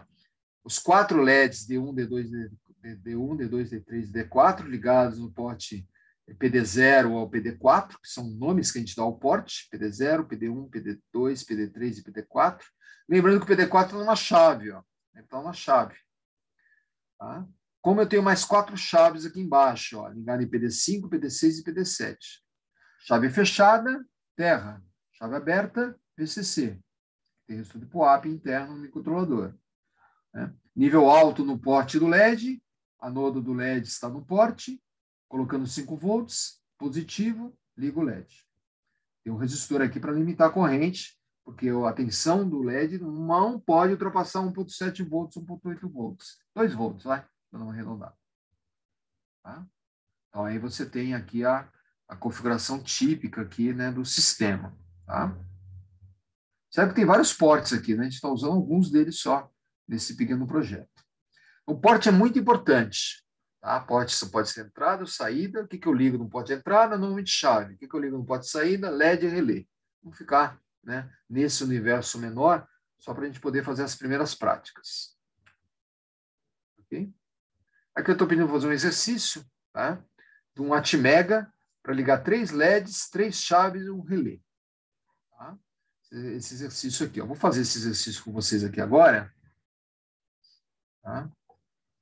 Deixa eu mudar aqui a minha câmera. Vamos lá. Exercício. Eu vou fazer um exercício aqui com o Atmega 328. Sempre lembrando que ele é o processador da placa do Arduino. Tá? Trabalhando com portes de entrada. O que eu vou ter no porte de entrada aqui? Ó? Eu vou ter 3 chaves. Eu vou ligar, tá, nos portes. Com essa saída, porte, saída. Eu vou ter aqui nos portes 3 LEDs, um relé e um buzzer. Sabe o que é buzzer? Buzzer é um alto-falante, tá? É né, aquele sonorizador. Né? Hoje todo dispositivo tem buzzer. Então, observe que eu tenho 3 entradas e 5 saídas. Então, estou usando um total de 8 portes. Tá? Vou ligar no Atmega 328. Ó. Olha como eu represento o meu controlador. Ó.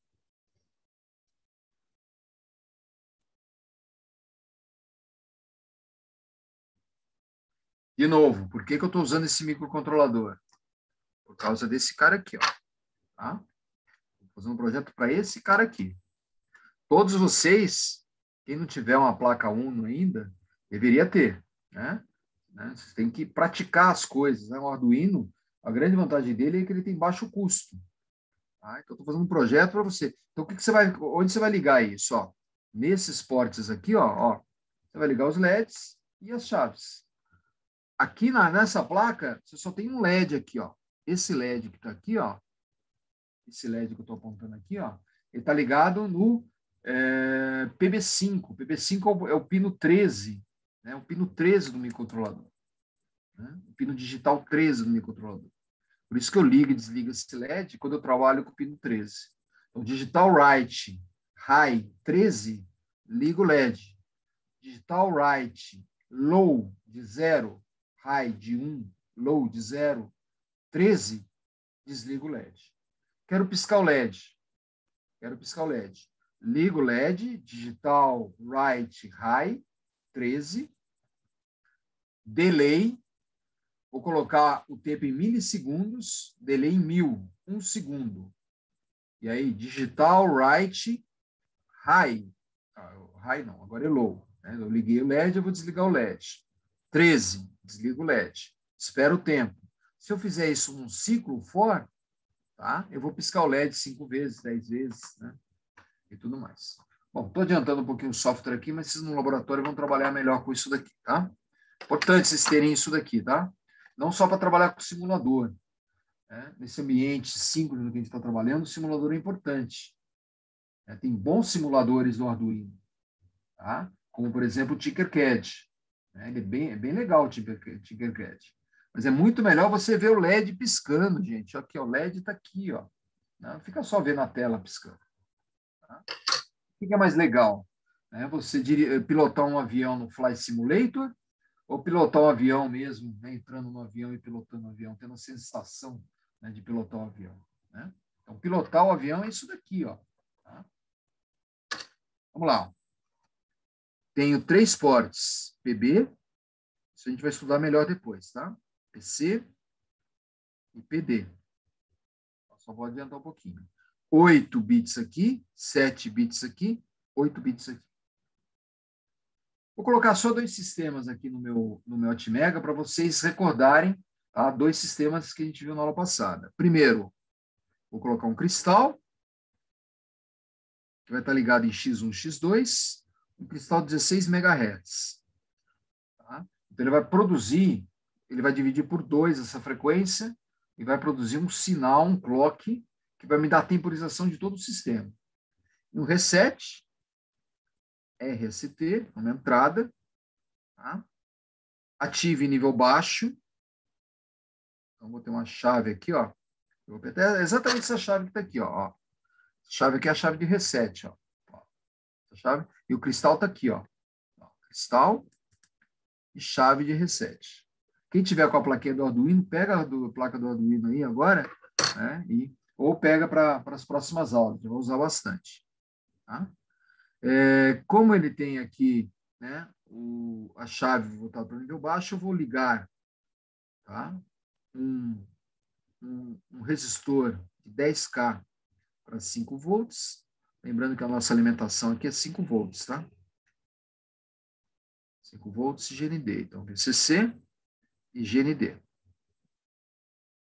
Tá? E vou colocar um capacitor aqui, ó, 10 microfarads. Tá? Capacitor de 10 microfarads para poder fazer a temporização adequada. Tá? Bom, agora eu vou ligar os LEDs aqui, ó. Ligar os LEDs de chave. Eu posso ligar isso em qualquer porte. No ambiente Arduino, normalmente o porte PC, tá? Ele é para entradas analógicas. Vou estudar isso um pouco melhor na frente. Mas seria sensores de temperatura, sensores de pressão, LM35. Né? Então, não vou usar o porte PC. Vou usar lá o porte PB, que tem 8 bits. Tá? Então, vou ligar aí as 3 chaves no porte PB. Vou ligar aqui, ó, um PB0, a primeira chave. Ó, como eu estou representando a chave. Ó. Fechei a chave, ela vai para o nível baixo. Vou colocar nível alto. Nível alto, mais 5 volts.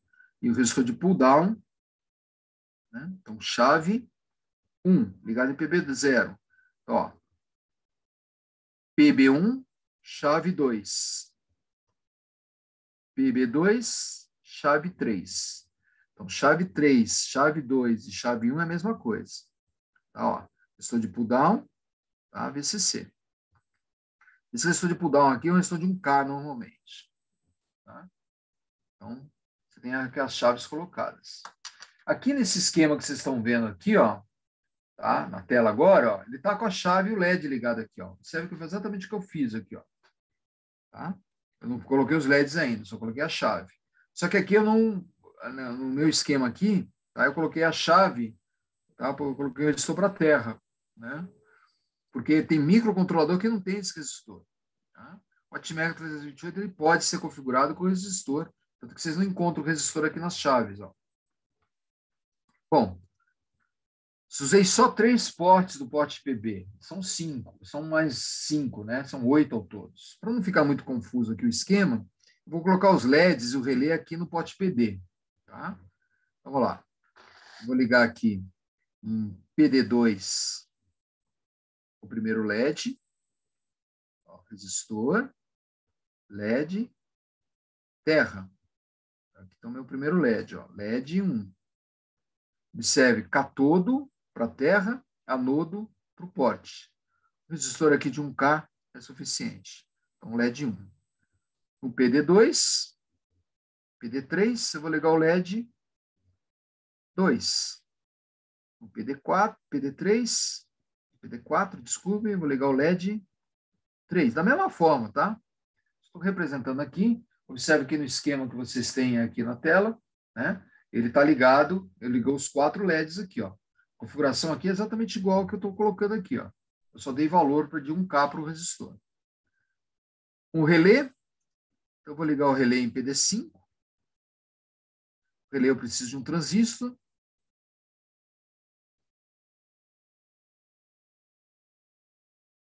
Vou ligar o relé em 12 volts, tá? Só para mudar um pouquinho, saber que existem outras tensões do sistema. Deixa eu colocar na tela cheia aqui. Vocês estão vendo pequenininho aí fica melhor. Tá? E aí você tem o relé, né, com os 3 contatos dele aqui. Ó. Tá? Aqui no relé você sempre coloca um diodo em paralelo com a bobina. Tá? Coloca um diodo em paralelo com a bobina. Então aqui o transistor pode ser um BC337 ou 548, transistor de 10K na base, e aqui você tem o relé.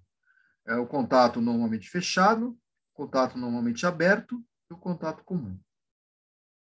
E para a gente encerrar o projeto, né, você tem aqui no PD6 o buzzer. Vou ligar o buzzer diretamente, ele tem um consumo de corrente muito pequeno. Vou ligar diretamente no porte, ó, positivo, negativo, o buzzer. Buzzer de 5 volts, tá? Buzzer de 5 volts. Tá? Então, buzzer, relé e chave.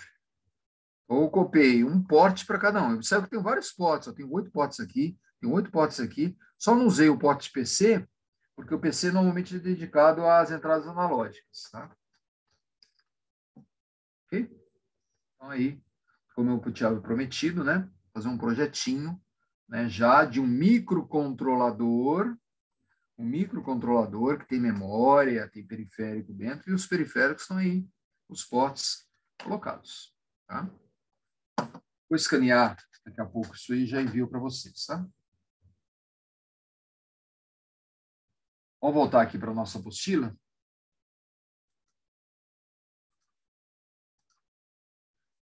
Aqui no slide 65, tá? Já fiz o exercício para vocês. Na atividade da semana que vem, eu vou pedir alguma coisa muito parecida com isso, tá? Então, é importante vocês praticarem isso daqui. Tá? Já fiz o exercício aqui, ó. Na semana que vem, eu vou pedir mais simples. Vou pedir um LED, uma chave e um relé. Tá? Ligado no microcontrolador, né? Um Atmega 328. Vocês viram aqui, ó. A representação dele é bem simples. Ó. VCC, o reset, o clock e os ports. Porte PB, porte PC, porte PD. Aí, ó, eu acabei fazendo aqui, ó. Né? Então, no outro slide tem aí as chaves, ó, as 3 chaves, como eu representei aqui, ó. As 3 chaves, tá? Os 3 LEDs. Observe que eu posso ter colocado portes diferentes, né? Aqui, ó.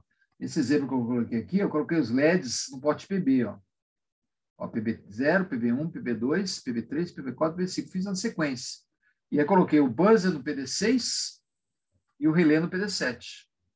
Observe que você pode escolher o porte que você quiser. Então, isso que vocês estão vendo aí no slide 65 é igual ao que eu fiz com vocês aqui, ó, só que aqui eu escolhi hipóteses diferentes.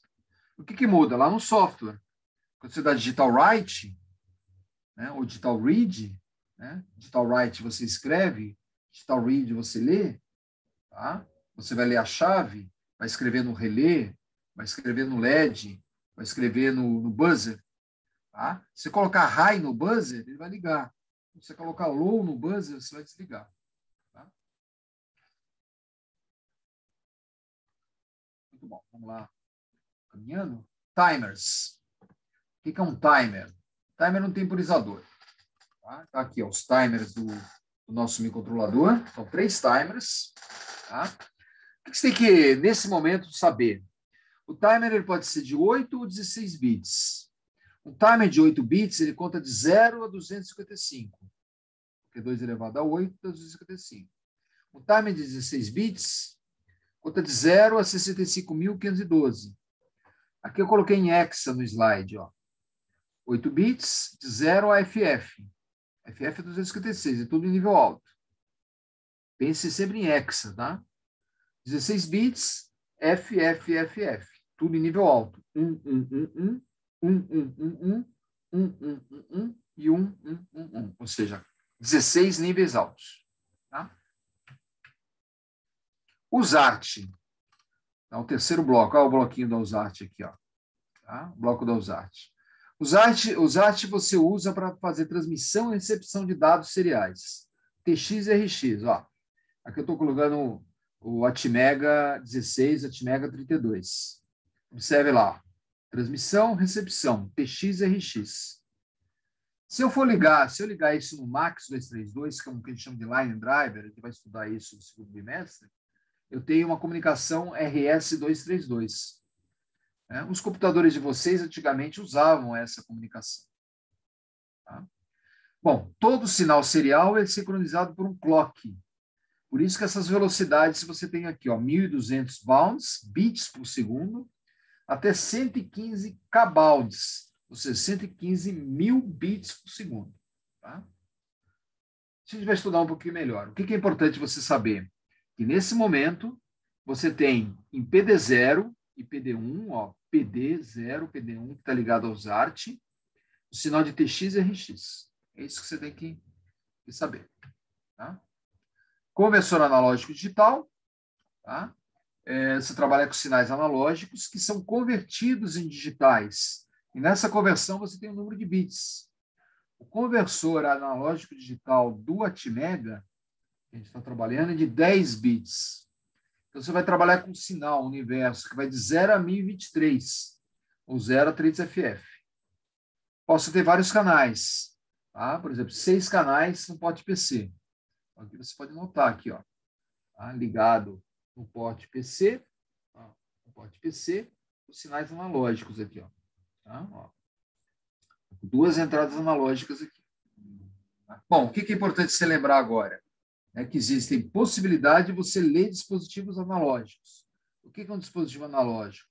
Um dispositivo tem temperatura, por exemplo, que varia de 0 a 100 graus, um termopar. Tá? Esse valor é um valor analógico. Tá? Não é um valor... Ele pode variar infinitas vezes na faixa que ele está trabalhando.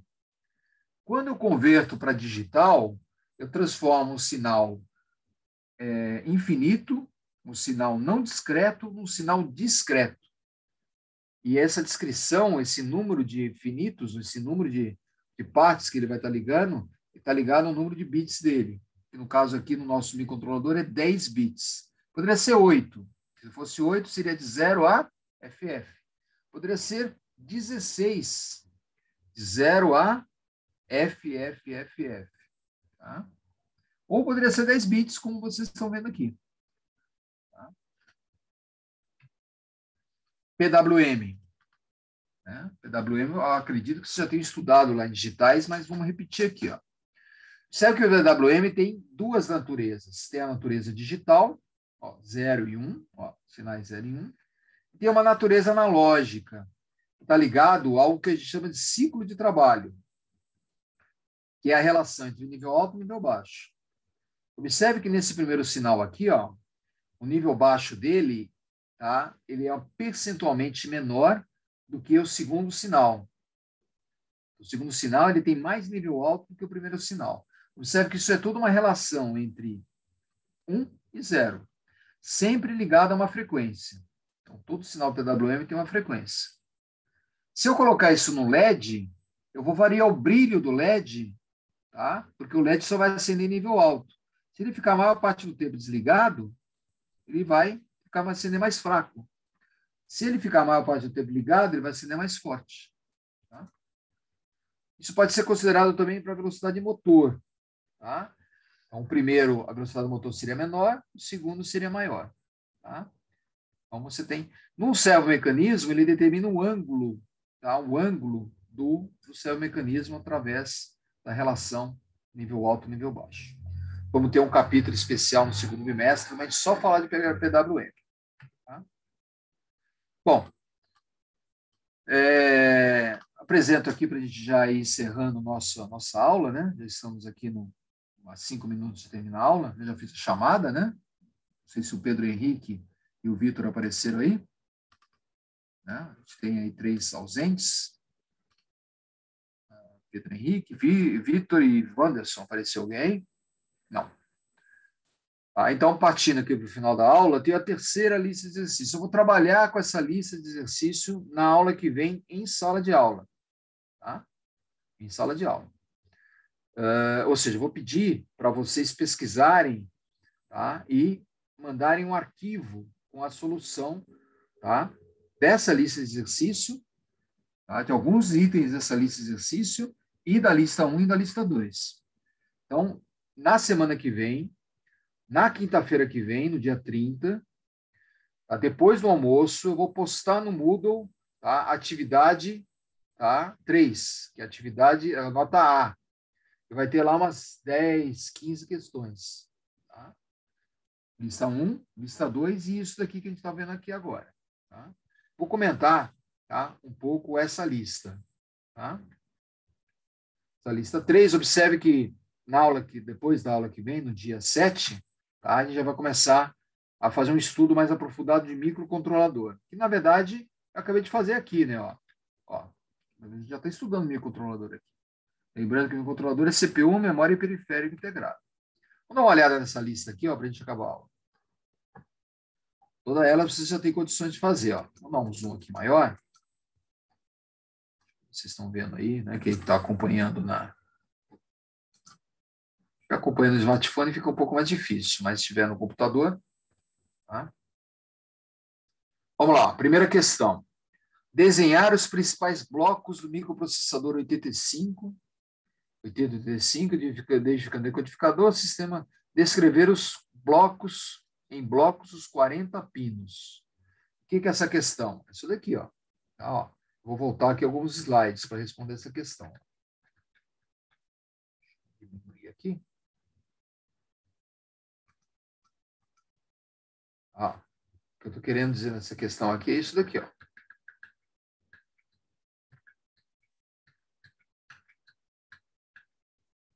Exatamente isso daqui, ó. 8085, descrever os principais blocos da unidade de lógica aritmética, decodificador e registradores. Tá? Isso é do microprocessador. Tá? Se pedisse memória e periférico, tá? O 8085 especificamente, para responder a primeira questão, é esse slide aqui, ó. Esse daqui, ó. Slide 53, ó. Então, para desenhá-la, decodificador de instruções, sistema de controle de temporização, unidade de lógica aritmética, acumulador e flag. Isso tem que ser desenhado. Registrador temporário precisa? Não. Acumulador LED precisa? Não. Não é essencial. Tá? Precisa do decoder de instruções? Não. Tá? Você precisa de um bloco chamado decodificador de instruções. Registradores. O que eu vou ter que ter registradores? Gerais, mas, acima de tudo, o PC e o SP. Ou seja, é isso que a gente colocou aqui. Ó. Aqui eu desenhei o que eu gostaria que vocês colocassem aqui na primeira questão. Ó. ULA, acumulador, flag, decodificador, controle de temporização, registrador, PC e SP. Isso são os blocos essenciais. Na parte de pinagem que eu estava falando, é isso daqui, ó. Essa pinagem que está aqui, ó. Estão vendo aqui a pinagem na página, no slide, lá na apostila está na página não sei o quê, 53, ó. Observe aqui, ó. Você tem via de dados, endereço, ó, A0, ó. Quando você tem AD0, AD7, você tem dado e endereço misturado. Quando você tem só A, é acumulador, é o address, o let. Ó, X1, X2 do cristal, reset out, você tem o reset in, tá? Sinal de read, write, read. Né? Então, você não precisa representar todos os sinais de controle. Quais são os sinais importantes? O sinal read, tá? O sinal read, de leitura, ó, read, write, tá? O sinal de clock, tá? E os sinais de interrupção, ó. Esse RST são todos os sinais de interrupção. Vamos voltar lá para a nossa lista de exercícios para a gente acabar aqui a nossa aula.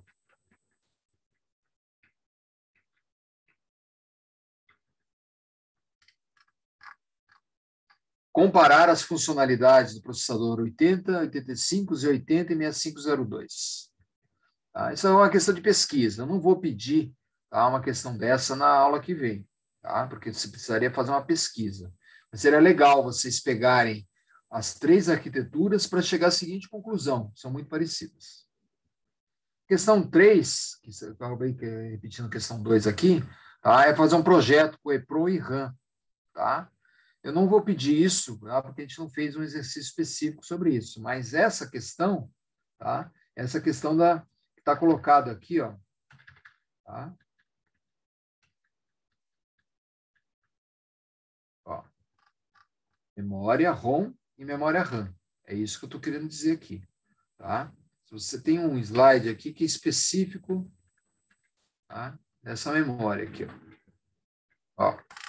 Memória RAM, ó, memória e periférico. E aqui tem, né, é bem claro, né, que esse é o projeto que eu estou pedindo naquela questão aqui. Ó. Tá?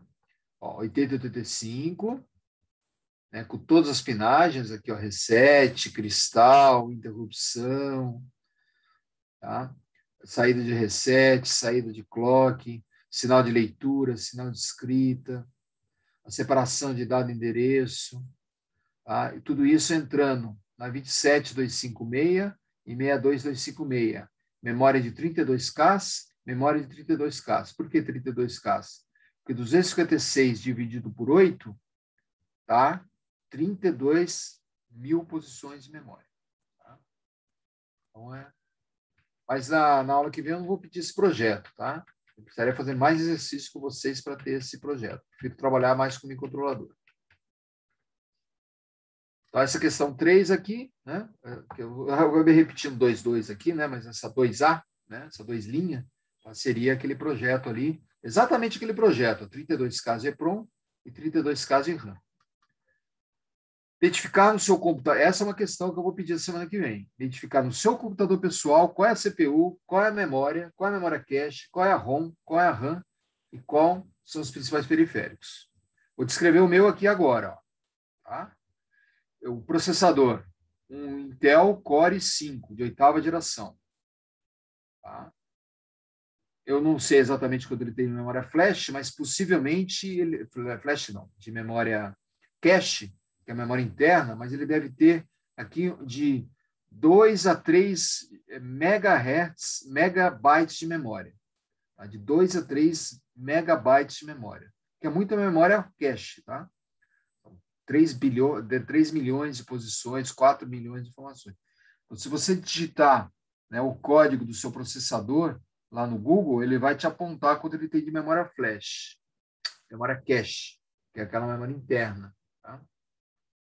Memória RAM, né? Memória RAM que o meu sistema tem é uma memória eu estou com 8 GB de memória RAM. Memória RAM é mais importante que memória ROM. ROM é onde está a firmware. Tá? Então, possivelmente, eu devo ter uma memória aqui de 1 GB de memória flash. Tá? 1 mega. Pesquisar microprocessadores e microcontroladores do seu smartphone. Olha que questão interessante. Digita o código do seu smartphone, qual é o processador dele?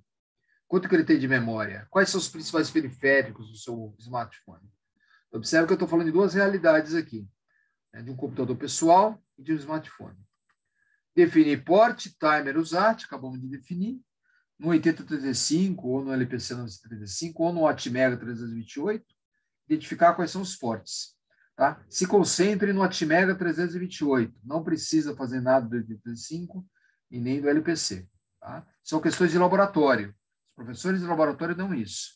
Tá? Mas como eu não tenho controle no que está sendo dado no laboratório, que são 2 professores, tá? Então só vou pedir o que eu dei aqui em sala de aula, Atmega 328. Tá? Identificar CPU, memória dos principais periféricos desses microcontroladores que eu estou dando aqui, ó, microchip. Tá? Então, entra nesses links e identifica, né, esses 3 elementos. É uma questão de pesquisa. Ó. O Atmega 328, 16U e desse SAN, que é um ARM. Tá? Então, eu não vou pedir isso na semana que vem, tá? Porque eu vou focar, né, em algumas outras questões da lista 1 e da lista 2. Então, tem a lista 1, estudem a lista 1, estudem a lista 2 que vocês estão entregando na sexta-feira e procurem fazer nessa lista 3, tá? A questão 1, tá? A questão 3, é muito importante a questão 3, a questão 4 do smartphone, a questão 5, então, ó, 1, 3, 4, 5, tá? E a questão 6 de pesquisa não vou pedir, tá? Mas a questão 1, 3, 4 e 5, tá? A gente vai estar trabalhando na semana que vem. Lembrar que semana que vem não tem aula síncrona, tá? Eu não vou fazer chamada semana que vem. Tá? Semana que vem eu vou abrir a aula, tá? Vou falar, estou à disposição, tá? E vou ficar aguardando vocês postarem os trabalhos no Moodle. Toda vez que vocês postarem o trabalho no Moodle, eu vou falar, ó, fulano de tal postou o trabalho. Só para vocês terem certeza.